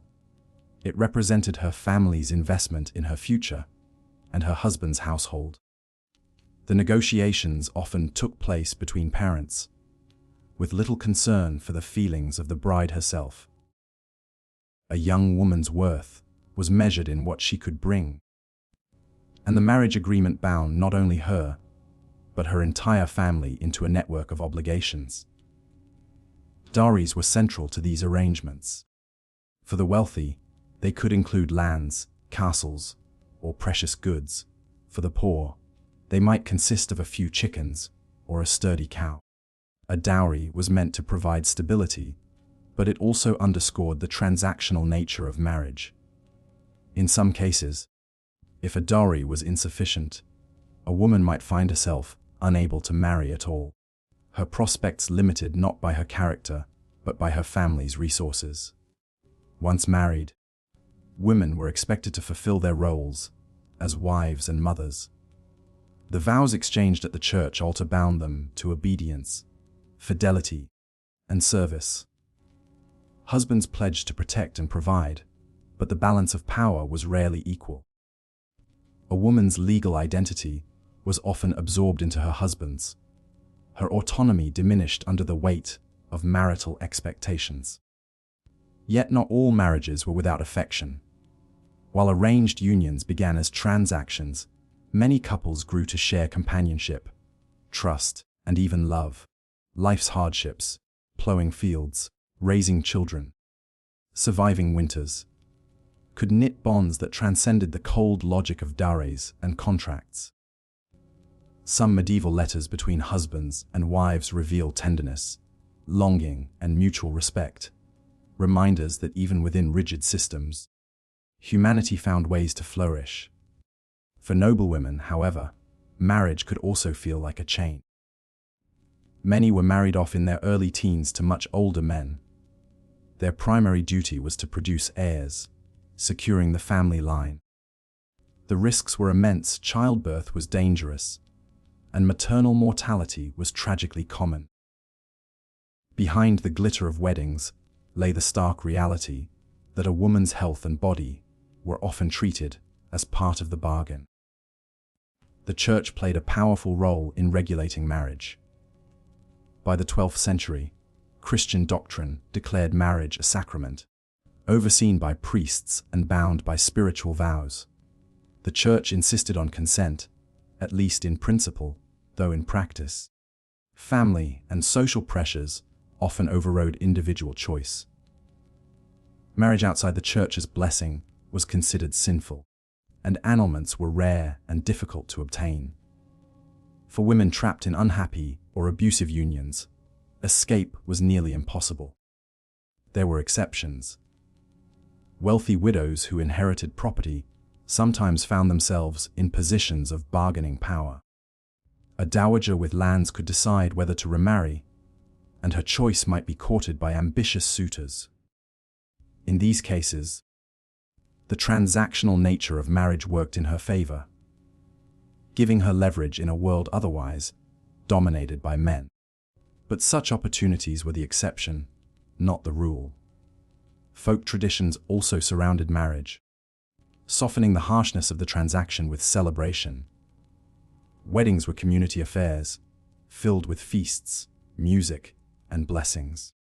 The joining of two families was not only a private union, but a public event, binding neighbors, kin, and friends in shared ritual.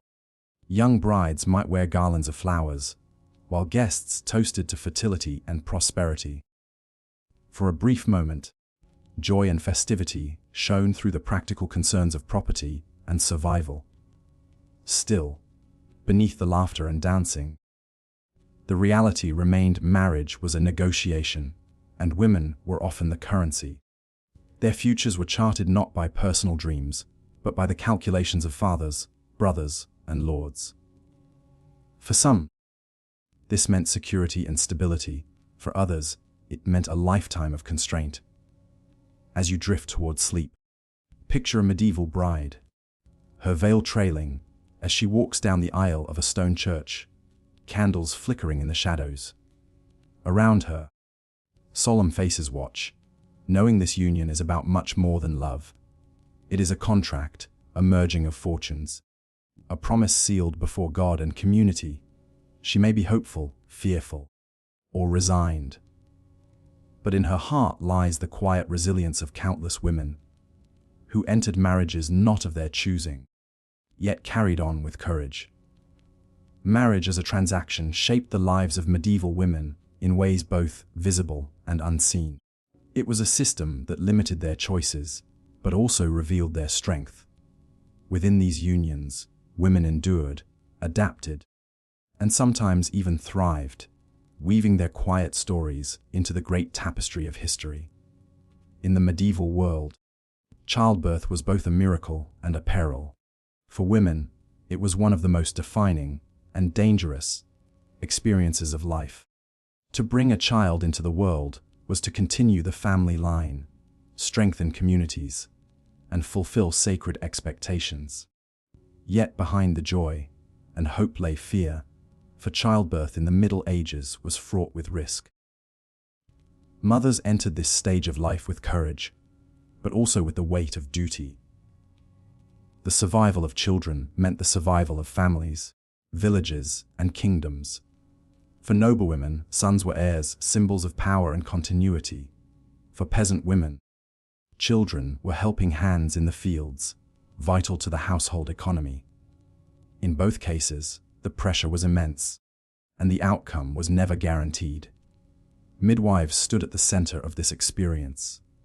These women, often elderly and experienced, were guardians of knowledge passed down through generations. They knew herbs that eased pain, prayers that calmed fear, and rituals believed to protect mother and child from harm. Though the church sometimes distrusted their practices, midwives were essential figures in medieval communities, trusted by women in their most vulnerable hours. Childbirth itself often took place at home. Noblewomen sometimes had chambers specially prepared, with tapestries drawn to keep out drafts, and attendants gathered to help. Peasant women gave birth in simpler surroundings, perhaps a small cottage with a fire burning low, neighbors or kin assisting when needed. Regardless of station, the experience was intimate, shared among women, and hidden from the eyes of men. The dangers, however, were ever present. Without modern medicine, complications such as obstructed labor, infection, or excessive bleeding could quickly turn deadly. Mortality rates were high. Many women never survived their first childbirth. Those who did often bore multiple children in their lifetimes, facing the same risks again and again. The phrase, "she died in childbed," was tragically common. Religious faith surrounded the process. Women prayed to saints for safe delivery, especially Saint Margaret of Antioch, patron of childbirth. Small charms, relics, or blessed girdles might be worn to protect mother and child. Priests sometimes lent consecrated objects to be placed in the birthing chamber, mingling faith with the deep fears that haunted labor. The Church taught that baptism was urgent. Infants who died unbaptized were thought to be excluded from heaven.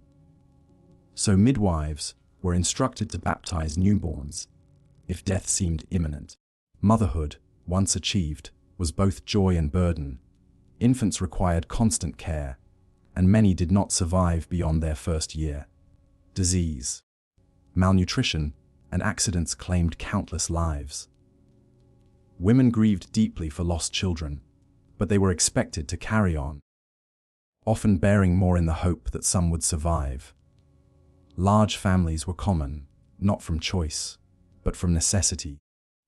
Breastfeeding was the natural bond between mother and child, though noble women sometimes employed wet nurses to feed their infants. This practice reflected the transactional nature of aristocratic households, where women's primary duty was to produce heirs, and child rearing could be delegated to others. For peasant women, breastfeeding was essential, not only for nourishment, but as a form of natural birth control, spacing pregnancies in a life already marked by hardship. Motherhood was not solely about survival, it was also about teaching. Mothers passed down skills spinning, weaving, cooking, farming, managing the household. They taught prayers and shaped children's understanding of faith. Their influence, though often unseen in official records, was profound. Every great lord, every craftsman, every scholar first learned the basics of life from a mother's hand. Still, the physical toll was enormous. A woman might spend her adult life in an unending cycle of pregnancy, birth, and nursing. Bodies weakened, and many died young, leaving husbands widowed and children motherless. In noble families, widowers often remarried quickly to secure heirs. Among peasants, a new wife was needed to keep the household running. The absence of mothers was felt deeply, yet the system pressed onward, relentless and unforgiving. Despite the hardships, motherhood was also a source of pride. A woman who bore many children, especially sons, earned respect in her community. Songs and stories celebrated maternal devotion. In households filled with laughter, chatter, and the patter of small feet, women found meaning in the lives they nurtured. Amid struggle, love endured. Childbirth also reinforced the bonds among women. Mothers, midwives, neighbors, and kin shared in the rituals of bringing new life. These gatherings created spaces of female solidarity, away from the gaze of men. Within those rooms, secrets were kept, knowledge exchanged, and strength passed quietly from one generation to the next. As you rest, imagine a small medieval cottage, its roof low, its fire glowing softly. A mother cradles her newborn, exhausted but alive, while women around her whisper blessings and place gentle hands on the baby's brow. Outside, the night is cold, but within the room, warmth radiates from the fire, from the shared relief, from the fragile promise of new life. Childbirth and motherhood were trials of body and spirit, demanding resilience and courage. They reveal the strength of medieval women, who endured dangers with quiet fortitude and carried the weight of generations on their shoulders. Their sacrifices shaped not only their families, but the very survival of society itself. In medieval society, marriage was rarely about romance. Instead, it was about duty, alliance, and survival. For women, marriage defined much of life's path. From the moment of betrothal to the daily responsibilities of household and kinship. It was both a binding contract and a personal journey, one shaped by love at times, but more often by obligation. For noblewomen, marriage was a political act. Families sought to strengthen power through carefully arranged unions. A daughter might be promised to the son of a neighboring lord, while still a child, her future already mapped by elders seeking advantage. When she came of age, the ceremony would be less about her choice and more about cementing alliances, sealing treaties, or ensuring land passed into the right hands. Her body became a vessel of dynastic continuity, her womb expected to produce heirs. Among peasants, marriage was equally practical, though less bound by politics and more by necessity. A peasant woman might marry a man from her village who could provide land to farm, or who shared the labor needed to maintain a household. Here, too, love was not always the foundation, but companionship and survival often grew into bonds of affection. The union was less about written treaties and more about shared bread, shared toil, and shared burdens. The church oversaw these unions with solemnity. Marriage was declared a sacrament, a holy bond that could not easily be undone. Priests blessed couples at the church door, their vows made public before witnesses. Though rituals varied across regions, the essence remained: marriage was binding, not only in the eyes of the community, but in the eyes of God. Divorce, as we think of it today, was nearly impossible. Separation could occur, but it required church sanction and was granted only under rare circumstances. For women, marriage brought both protection and restriction. A wife was legally tied to her husband, her identity often absorbed into his. Her duty was to manage the household, raise children, and support her husband's work, whether that meant helping in the fields, spinning wool, or overseeing servants. Noblewomen managed estates in their husband's absence, sometimes wielding remarkable authority, but always within the boundaries set by law and custom. Marriage could be tender, but it could also be harsh. Some couples found companionship and mutual respect, building lives rooted in cooperation. Others endured conflict, neglect, or abuse, with little recourse for women trapped in unhappy unions. The vows of duty weighed heavily, for they were meant to be lifelong.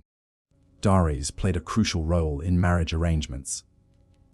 A woman's family provided goods, money, or land as part of the union, enhancing her husband's household and securing her place within it.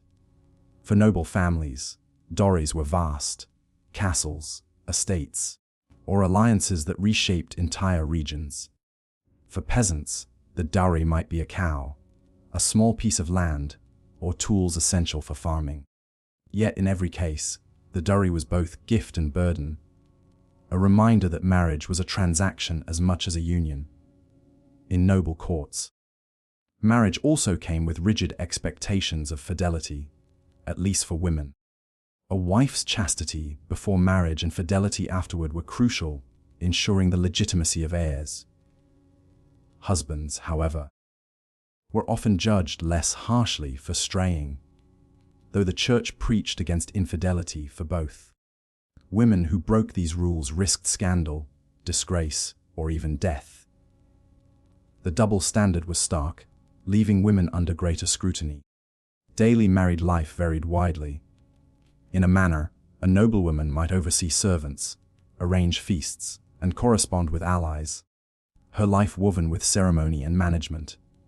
In a village, a peasant woman might rise at dawn, tend animals, bake bread, and work the fields alongside her husband. Both faced ceaseless labor, though of different kinds, and both bore responsibilities vital to the household's survival. Motherhood quickly followed marriage for most women. The expectation was to produce children as soon as possible, securing heirs and contributing to the labor force of the family. For some, this meant joy and fulfillment. For others, it meant exhaustion, grief, and unending cycles of pregnancy and childbirth. Marriage was not simply about companionship. It was about reproduction and continuity, the survival of the lineage or the village. Yet within these bonds, love could grow. Letters from medieval husbands and wives reveal tenderness, concern, and even passion. Couples who weathered hardship together often develop bonds of deep affection, even if their union began as an arrangement. For many women, marriage was not only a duty, but also a chance for partnership, however unequal the terms might have been. There were, too, moments of celebration. Weddings were among the most joyous events in medieval life, occasions for feasting, music, and dancing. Villages came alive with merriment, tables laden with food, ale flowing freely, and laughter echoing into the night. For noble families, weddings were grand spectacles, displays of wealth and power that proclaimed alliances to the world. Amid the ceremony and politics, however, the bride herself often stood quietly, her future already determined, her path set by forces greater than her own desires. As you imagine, picture a small medieval village at dusk. Torches flicker in the square, where neighbors gather for a wedding feast. The bride, dressed in her finest tunic, sits beside her husband. Around them, laughter and song rise, the hardships of daily life momentarily forgotten. Yet behind her smile lies the knowledge of what is to come: duty, responsibility, and the lifelong journey of marriage. Marriage in the medieval world was a framework of survival, politics, and faith. It bound women to their roles, but also gave them influence within the household and community. Though it was often restrictive, within it, women carved spaces of agency, nurtured families, and left marks on history that endure quietly, hidden beneath the grand tales of kings and knights. In medieval society, widowhood was both an ending and a beginning. When a woman lost her husband, her life changed dramatically. For some, widowhood brought hardship and vulnerability. For others, it offered a rare measure of independence in a world that so often bound women tightly to male authority. The loss of a husband was first and foremost an emotional trial. Whether the marriage had been born of love, duty, or convenience, a husband's death left behind a void. A woman might find herself grieving deeply for a partner who had shared her burdens, or she might feel a quieter sorrow for the life that could no longer be. At times, there was even relief, particularly for those who had suffered under difficult or oppressive unions. Yet, whatever the emotions, widowhood was never simple. It carried with it practical realities that reshaped the course of a woman's life. For noble women, widowhood meant negotiating a fragile balance between power and vulnerability. A widow of high rank often held significant lands as part of her dowry or her jointure, the property set aside for her support. In the absence of her husband, she might become the manager of vast estates, responsible for overseeing tenants, resolving disputes, and maintaining order. Some widows proved capable leaders, wielding authority with skill. Yet their power was not absolute. Kings and lords often viewed wealthy widows as opportunities. Women whose remarriages could be arranged to benefit political alliances or bring estates under new control. Peasant widows faced different challenges. Without a husband, their household labor doubled, as they were left to maintain both the domestic and agricultural tasks necessary for survival. If the widow had sons old enough to work the fields, the family might endure. But if the children were small or there were no heirs, poverty loomed. Many widows relied on the support of extended kin or the goodwill of neighbors. The village community often stepped in, but survival was never guaranteed. The church played a central role in shaping the fate of widows. It taught that marriage was sacred but not eternal. Death released a woman from her vows. Unlike divorce, widowhood was recognized and accepted, opening the door to remarriage if circumstances allowed. The decision to remarry, however, was not always the widow's alone. Families, lords, or guardians might press her into another union to secure alliances, protect property, or ensure stability. Remarriage was common, particularly for younger widows. A woman of childbearing age was considered too valuable to remain single for long. Her fertility, her labor, and her dowry all made her a sought-after match. Yet remarriage was not always unwelcome. Some widows sought companionship and security in a new husband, while others saw remarriage as another duty to fulfill, even if their hearts longed for rest. Older widows, particularly those beyond childbearing years, often remained unmarried. For these women, widowhood could provide unexpected freedom. No longer under the authority of a husband, they sometimes lived independently, managing their own property or devoting themselves to religious life. Some entered convents, where they found community and spiritual purpose. Others became patrons of churches, commissioning works of art or supporting the poor. These women carved out spaces of influence that might have been denied them in marriage. Widows were also visible figures in medieval culture. They appeared in literature and art, sometimes depicted as pious, sorrowful, and devoted to memory. At other times, they were cast in suspicion, as women freed from constraint, capable of independence that unsettled social order. A widow who managed her affairs too boldly might be judged harshly, accused of overstepping boundaries. Yet countless women persevered, navigating these perceptions while building lives of dignity. The rituals of widowhood varied. Mourning garments, often black or somber in color, marked a woman's loss. Some widows wore these clothes for months or even years, while others returned more quickly to the colors of daily life. Mourning customs were as much about signaling grief to the community as they were about personal sorrow. In noble courts, widows sometimes commissioned masses for their husbands' souls, ensuring prayers continued long after the body had been buried. Economically, widows walked a narrow path. Some inherited enough wealth to live securely, their dowries or jointures protecting them. Others struggled, caught between the costs of maintaining households and the need to provide for children. In towns, widows often took up their husbands' trades. Guilds in certain cities allowed widows to continue running workshops, producing goods, and employing apprentices. These women became vital contributors to urban economies, keeping crafts alive even in the absence of their spouses.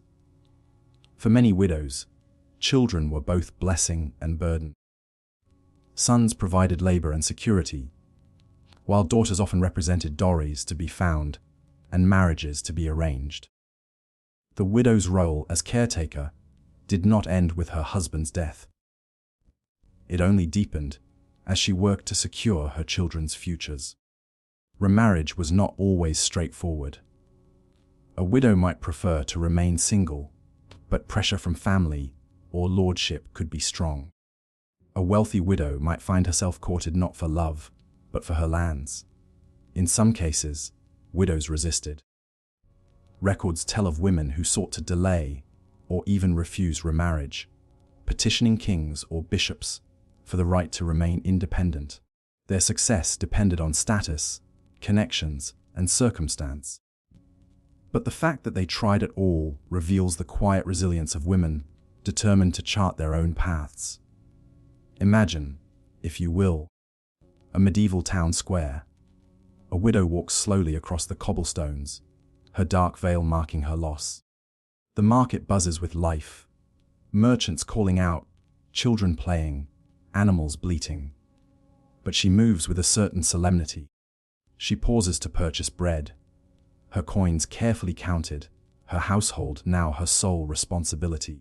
Behind her eyes lies both sorrow and resolve. Though her husband is gone, she remains. She endures. She carries forward. In the end, widowhood in medieval times was both burden and opportunity.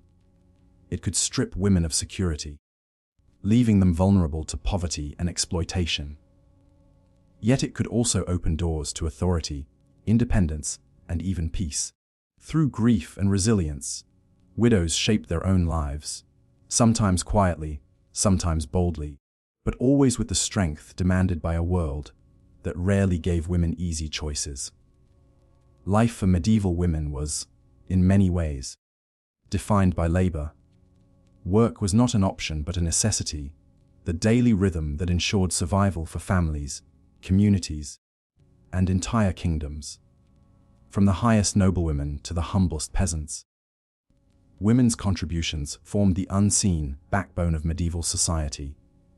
Yet much of this work went unrecognized, woven so seamlessly into the fabric of life that it was often taken for granted.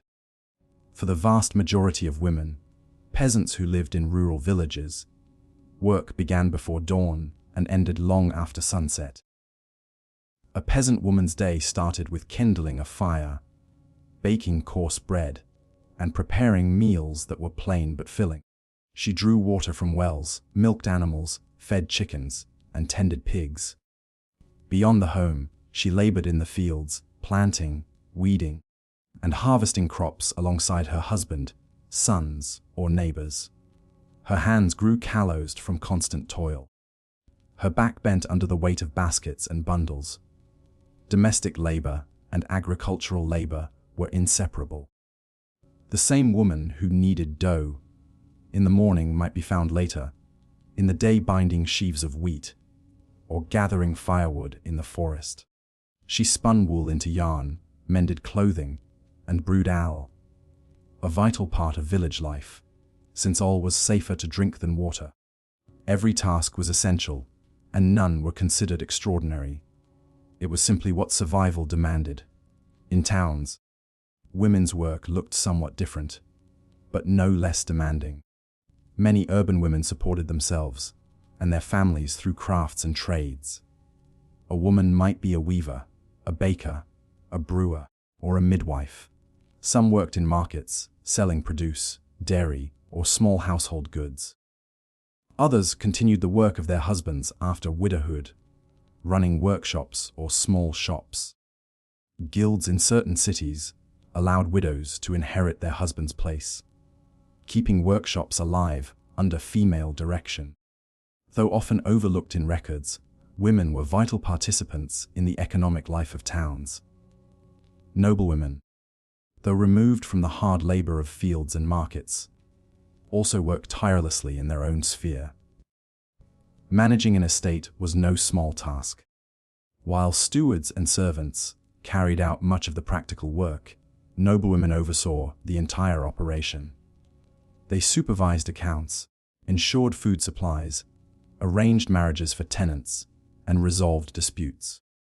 When their husbands were away, whether at court or on campaign, many noblewomen effectively governed their lands. Letters and household records show women carefully balancing finances, hiring workers, and ensuring the estate's survival through lean times. This management was labor, even if it did not soil their hands in the same way as farm work. Work for survival also meant adapting to the demands of nature. Famine was never far away. Failed harvests, harsh winters, or outbreaks of disease could reduce a family's fragile stability to nothing.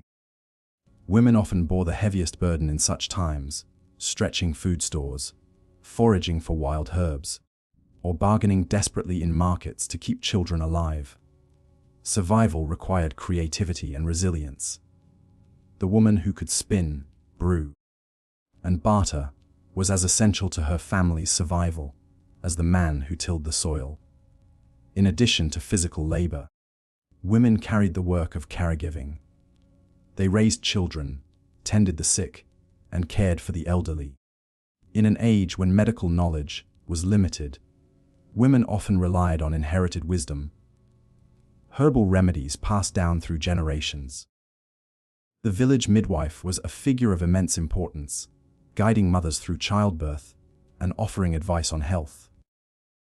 These roles, though unpaid, were indispensable forms of labor that held communities together. Work could also be dangerous. Women in mills, bakeries, or weaving shops risked burns, cuts, or crushing injuries. On farms, accidents with livestock or tools were common. Yet danger did not deter them. Survival required constant effort, and rest was a luxury rarely afforded. Despite the essential nature of their work, women's labor was often undervalued. Legal documents, chronicles, and official records rarely recognized their contributions. History celebrated kings, knights, and battles, while the unending toil of women remained hidden in the background.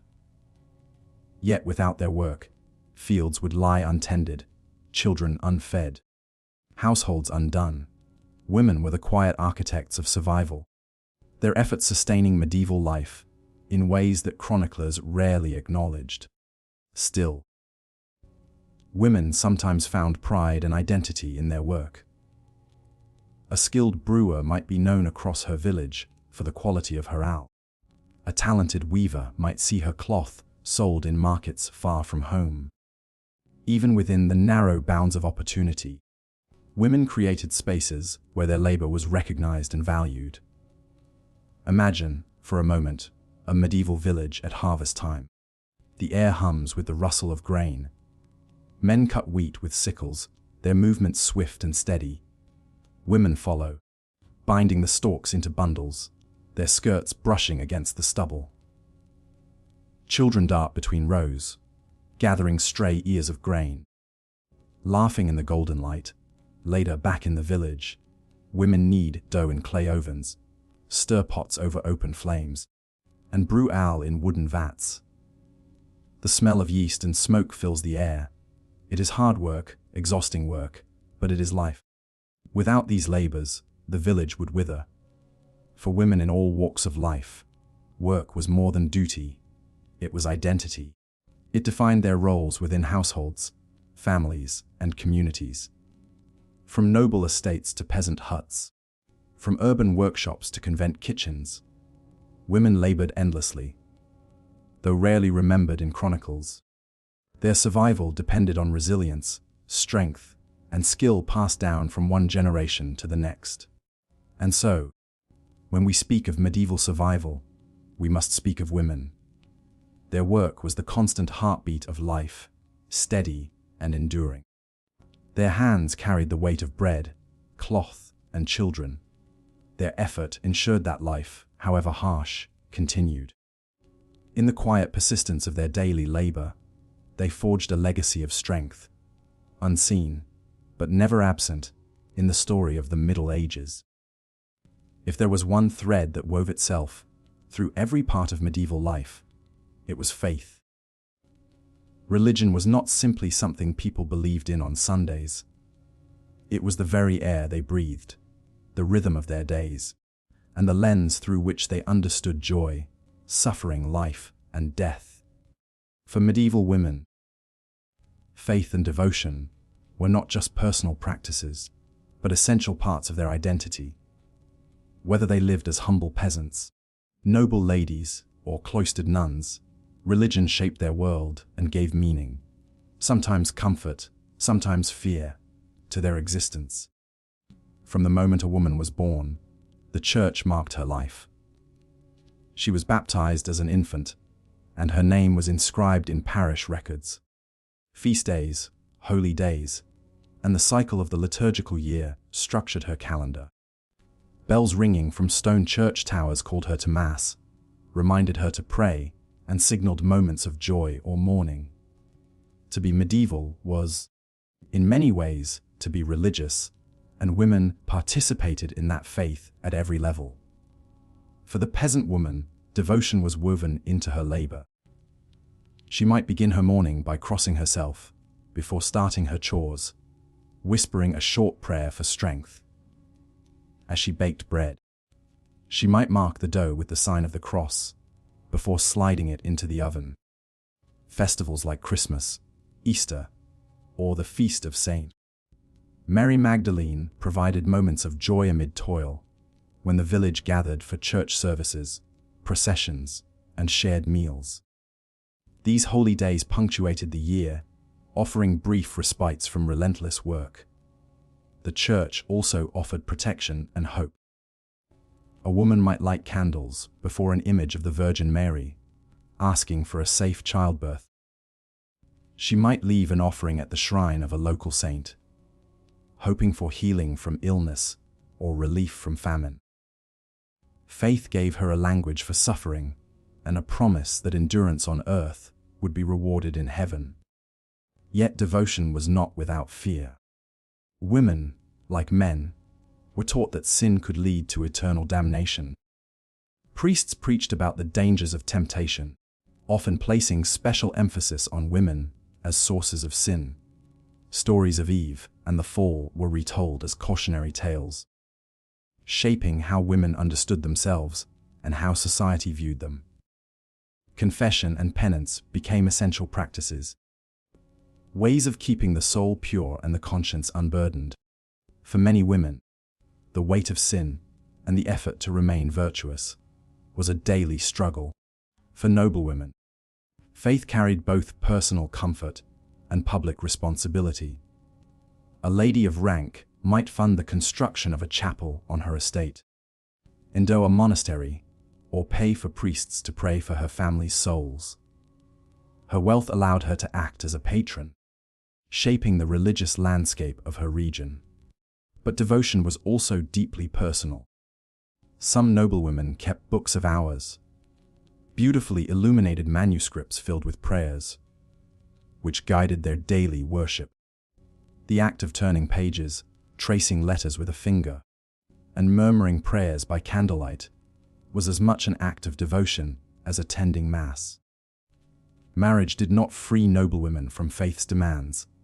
In fact, dynastic unions were often sanctified as divine arrangements, with women expected to embody piety and obedience. Yet some noblewomen expressed faith in powerful, independent ways. Figures like Saint Margaret of Scotland or Hildegard of Bingen became symbols of pious authority, proving that devotion could elevate a woman's influence and legacy. And then there were the nuns, women who withdrew from the world entirely to devote themselves to God. Life in a convent was demanding, but offered opportunities rare for women of the Middle Ages. Within cloistered walls, women prayed, studied, copied manuscripts, and sometimes even composed music or theological works. The convent became a place of education and relative autonomy, where women could escape the dangers of childbirth, the burdens of marriage, and the cycles of endless labor. Some entered willingly, feeling called to a life of devotion. Others were sent by families who could not afford dowries for marriage. Whatever the reason, the convent offered a life structured entirely around prayer. Daily life for a nun was marked by the divine office, a cycle of prayers recited at fixed hours, beginning before dawn and continuing through the night. Bells summoned the sisters to chant psalms, their voices rising and falling in unison, filling stone chapels with echoes that lingered long after the sound faded. Silence, meditation, and communal meals reinforced the rhythm of devotion. For many women, this life of ordered prayer offered peace and purpose. Yet even in convents, women were not free from the difficulties of the world. Wealthy convents thrived, producing illuminated manuscripts and fine textiles, but poorer ones struggled to feed their sisters. Some were caught in political struggles, their lands coveted by kings or local lords. And always, the balance between genuine devotion and worldly concerns was fragile. Faith also shaped women's understanding of suffering and death. In a world where plague, famine, and war were constant threats, religion offered an explanation and a promise. A woman who endured hardship faithfully could hope for eternal rest in heaven. Death itself was softened by rituals, prayers, candles, burial in consecrated ground. The Virgin Mary, saints, and angels were imagined as comforting presences in the final hours. Faith did not remove suffering, but it gave it meaning. Religion also bound women together. Pilgrimages to holy sites brought women from all walks of life together on the road. In shrines like Canterbury, Santiago de Compostela, or local chapels, women knelt side by side, sharing prayers and hopes. These journeys were physically demanding, but spiritually rewarding, offering a sense of community across divides of class and wealth. Still, not all women experienced faith in the same way. Some questioned authority, challenged practices, or found their devotion drawing suspicion. Mystics like Marjorie Kemp recorded visions that unsettled clerics, while others faced accusations of heresy. Faith was powerful, but it could also become dangerous when women's voices threatened the church's authority. And yet, across these varied experiences, one truth remained: faith was the constant companion of medieval women. It was their comfort in sorrow, their strength in hardship, their guide in daily tasks, and their hope in death.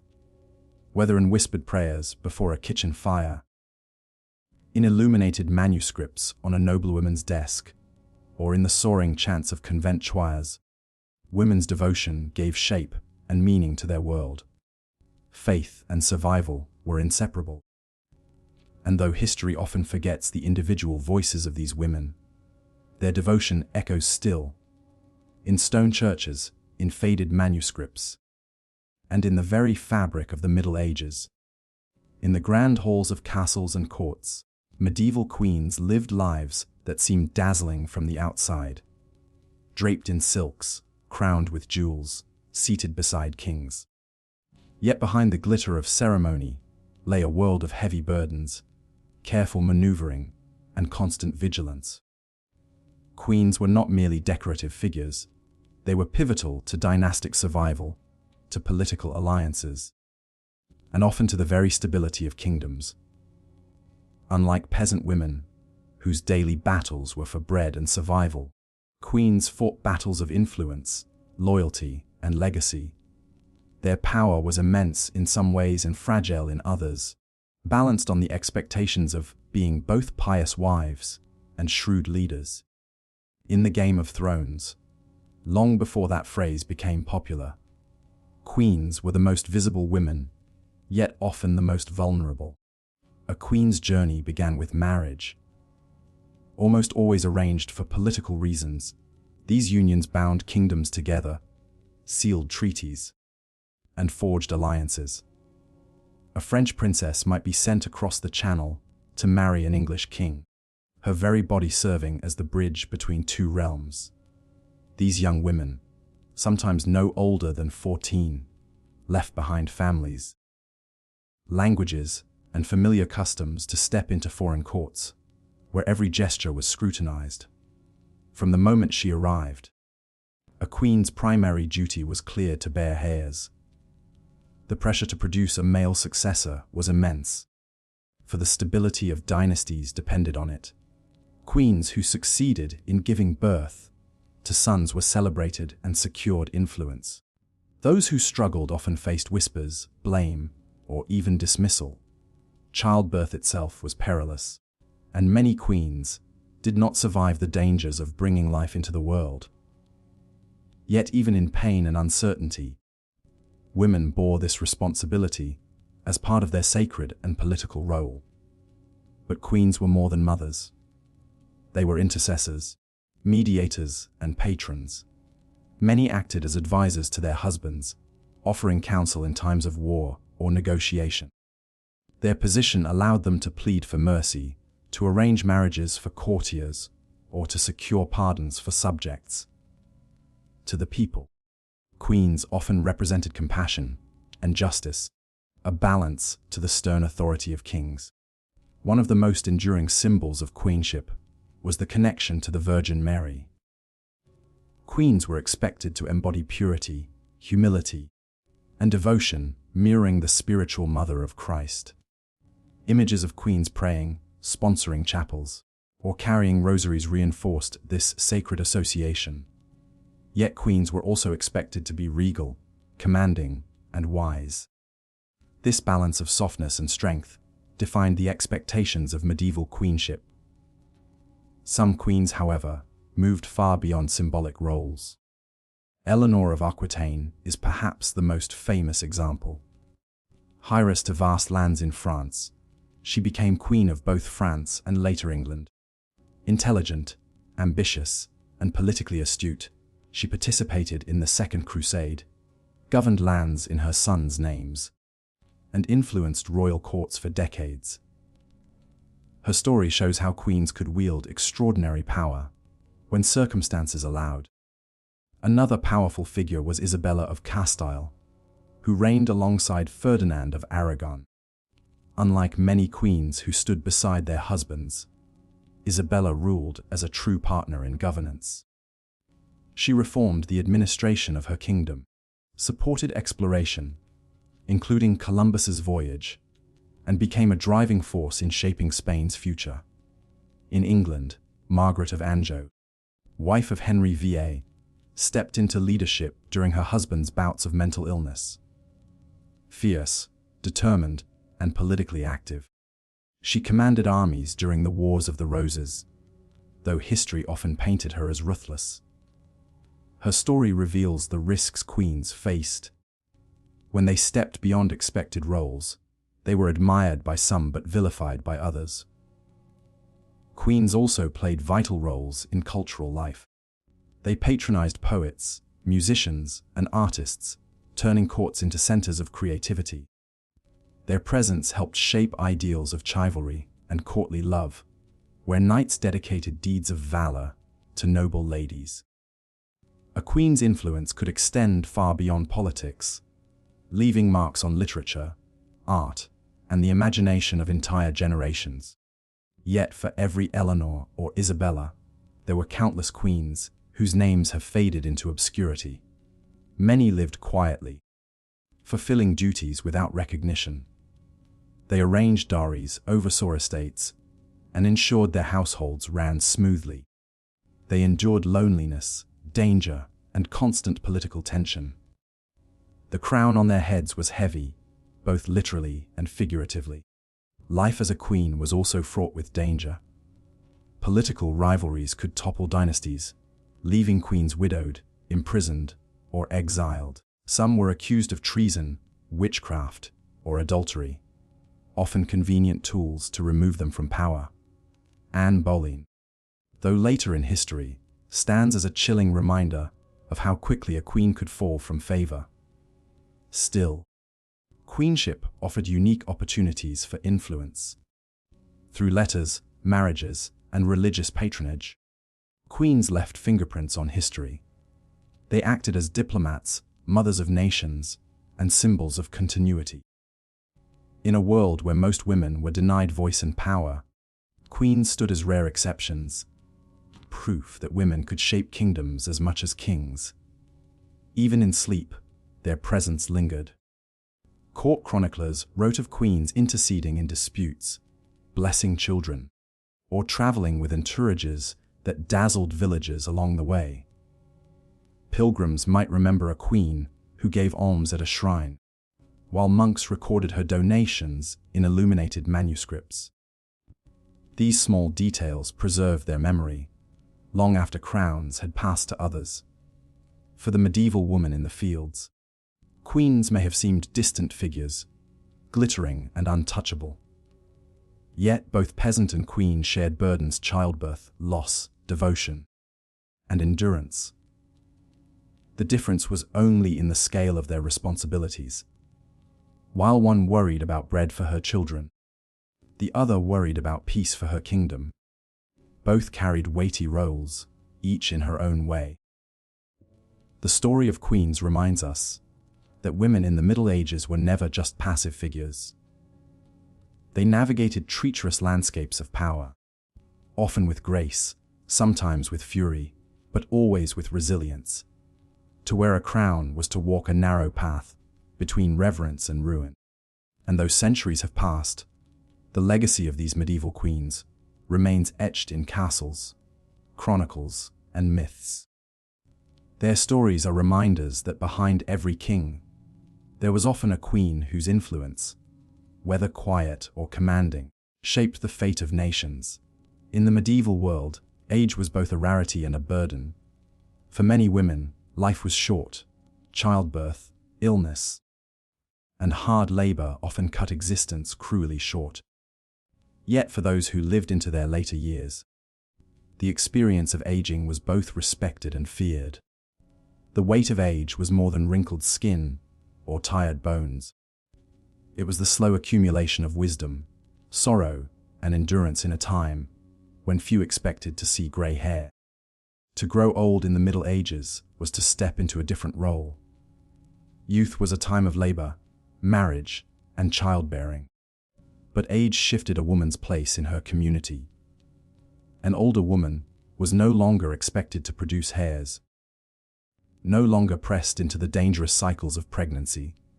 She often moved from being a worker or mother into being a caretaker, advisor, or teacher. Her voice, once overlooked, could become valuable, especially in households where younger generations relied on her knowledge. Grandmothers held a special role. They were storytellers, keepers of memory, and guardians of traditions. In villages, an elderly woman might gather children by the fire, passing on tales of saints, legends, and family history. These stories were not only entertainment, but tools of survival, carrying warnings about famine, disease, or the dangers of straying into dark forests. Memory was a treasure in a world without books for most people, and older women preserved it with care.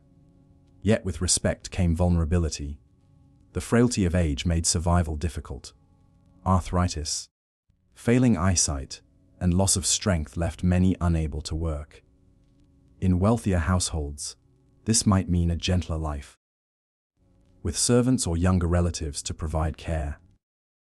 But in peasant families, where every pair of hands was needed for survival, old age could become a heavy burden.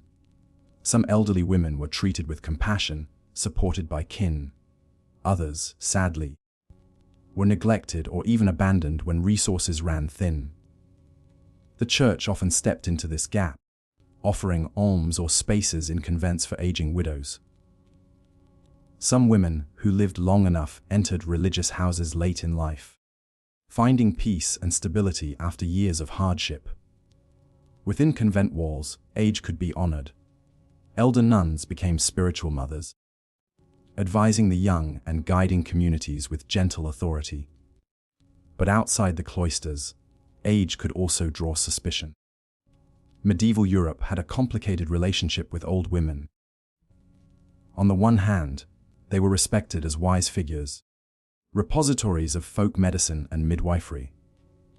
On the other hand, their knowledge sometimes led to fear. An elderly woman who knew too much about herbs or whispered charms might be seen as dangerous. In later centuries, these suspicions hardened into witchcraft accusations. Even in earlier medieval times, age and isolation could make a woman a target for gossip and mistrust. Still, aging was not always bleak. For noblewomen and queens, age sometimes brought unexpected freedom. Widows of powerful lords often gained control over estates and wealth, managing lands with authority denied to them in youth. Without the expectation of bearing more children, they could dedicate themselves to patronage, charity, or even political influence. A dowager queen might live long after her husband's death, guiding grandchildren and shaping dynasties from the shadows. For ordinary women, age sometimes brought a quieter satisfaction. After decades of toil, they could step back, allowing daughters in-law to take over household work. An elderly woman might spend her days spinning, sewing, or tending grandchildren rather than hauling water or bending in fields. Though her body weakened, her presence was still vital, anchoring families in continuity. The appearance of age was also meaningful in medieval thought. Wrinkles and grey hair were seen not only as signs of decline, but as symbols of moral lessons. Preachers used the imagery of aging bodies to remind congregations of mortality, urging them to repent and prepare for eternity. Paintings and manuscripts often showed old women as reminders of life's fleeting nature, fragile, stooped figures that carried the weight of time. Yet for the women themselves, age was not only about decline. It could be about reflection. Many had survived plagues, wars, and famine. They had buried children, seen kingdoms rise and fall, and endured the uncertainties of medieval life. Their endurance itself was a form of triumph. To grow old in such a harsh world was to prove resilience beyond measure. Communities often gathered around these older figures, seeking guidance in times of crisis. A grandmother might advise on planting, a widow might share remedies for illness, or an aged villager might recall years of scarcity and how people endured. In this way, the elderly held invisible threads of survival, binding the present to the lessons of the past. The weight of age, then, was both literal and symbolic. It was the heaviness of aching limbs and dimmed eyesight, but also the burden of memory, the joys and sorrows of a long life, carried silently in the heart. It was the responsibility of wisdom, the expectation to guide, and the quiet strength of endurance. As we picture these medieval women, sitting in smoky cottages or cold stone halls, let us not only see frailty. Let us see the quiet authority that age can bring, the soft power of memory, and the endurance carved into every line of their faces. In their twilight years, they embodied survival itself, proof that even in a brutal age, resilience and memory could outlast hardship. Their stories remind us that age is not only decline, but the final chapter of a life lived with courage, devotion, and quiet strength. And as the fire burned low in cottages across medieval Europe, the voices of these elder women lingered, soft, steady, and filled with memory. Their stories carried families into the future, even as their own lives drew gently toward the end. As our journey through the lives of medieval women draws to a close, it is time to pause and reflect on their legacy. Though centuries have passed, the echoes of their struggles, resilience, and quiet endurance remain etched into the history of Europe. These women lived in a world defined by hardship, where famine, war, plague, and strict hierarchies shaped every moment. Yet within those limits, they found ways to survive, to nurture, to resist, and to create meaning. Their legacy is not one of grand monuments or celebrated victories, but of endurance woven into the very fabric of society. When we look at the medieval past, it is easy to see kings and knights, battles and castles, illuminated manuscripts and soaring cathedrals. But beneath these grand symbols lay the daily lives of women, whose work was less visible, but no less vital. Their hands planted the fields, spun the cloth, kneaded the bread, and raised the children who would carry communities into the future. Without their unending labor, kingdoms would have faltered, and even the most powerful rulers could not have sustained their courts. The legacy of medieval women is first and foremost survival. Through childbirth and child rearing, through famine and illness, through wars that tore families apart, they endured. This endurance was not passive. It required strength of spirit, adaptability, and courage. To be a medieval woman was to live with uncertainty, never knowing if the next harvest would feed the family, if childbirth would claim one's life, or if raiders would descend on the village. And yet, they persisted, shaping communities with their quiet determination. Another part of their legacy lies in memory and storytelling. For many, especially those who could not read or write, their wisdom was passed down orally. Tales of saints, legends of heroes, family histories, and practical knowledge all traveled from mother to daughter, from grandmother to grandchild. Through these words, medieval women preserved culture in ways that parchment alone could not. Their songs, prayers, and proverbs live on, hidden in the foundations of folklore and tradition. Women also left their mark in faith. In convents, abbesses and nuns shaped spiritual life, preserved manuscripts, and served as advisors to rulers.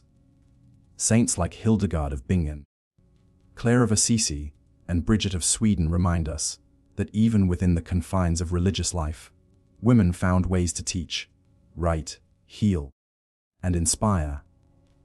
Their visions and writings expanded theology and left enduring marks on Christian thought.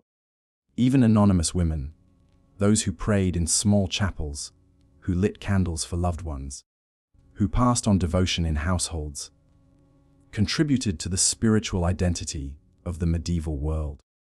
The legacy of noble and royal women also endures in politics and culture.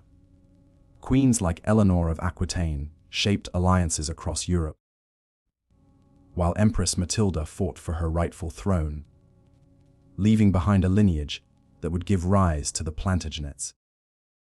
These women were not only pawns in dynastic marriages, they were active agents who influenced courts, diplomacy, and culture. Their strength carved paths for daughters and granddaughters who would inherit their roles. But even among the poor and voiceless, women's legacy resonates. Every unnamed woman who labored in fields, who endured hunger so her children might eat, who healed wounds with herbs, or who whispered stories in the dark, left behind an inheritance of resilience. They were the invisible backbone of medieval life. Without them, history would have no continuity, no generations to carry forward the rhythms of daily existence. Their legacy also carries a darker shadow. Medieval women lived under constraints that often silenced them. Many were denied education, confined by strict roles, or condemned by superstition. In later centuries, some would be persecuted as witches, scapegoated for fears they did not create. These injustices remind us how fragile respect could be, and how quickly societies turned suspicion upon those already vulnerable. Their suffering is also part of their story, a reminder of the dangers of fear and ignorance.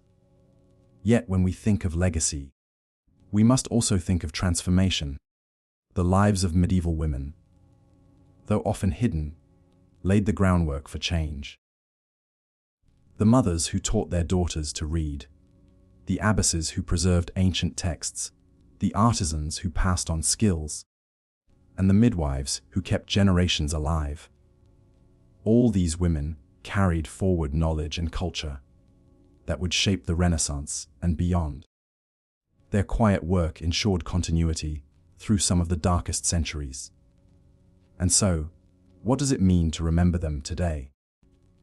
To listen to their stories is to honor lives that were rarely honored in their own time. It is to see the dignity in toil, the strength in patience, and the courage in endurance. It is to acknowledge that history is not only made by rulers and warriors, but also by countless women whose names we may never know. As we imagine these women, tending fires, kneeling in prayer, guiding children, enduring loss, and finding joy in small moments, we realize that their legacy is not distant. It lingers in the traditions we keep, in the lullabies that echo across centuries, in the rhythms of family and community. Their resilience whispers through time, reminding us that survival itself can be a profound triumph. So as this tale of medieval women comes to an end, let us carry their memory with gentleness. Picture them in their many forms: the peasant bent over a field, The nun bent over a manuscript. The queen bent over a map of kingdoms. The grandmother bent over a cradle. Each one bore the weight of her age, her society, her role. Each one, in her own way, left behind a piece of the world we inherit. Their legacy is not only hardship, it is endurance, love, and humanity. And though centuries separate us, their voices remain, quiet yet unyielding, in the long story of humankind.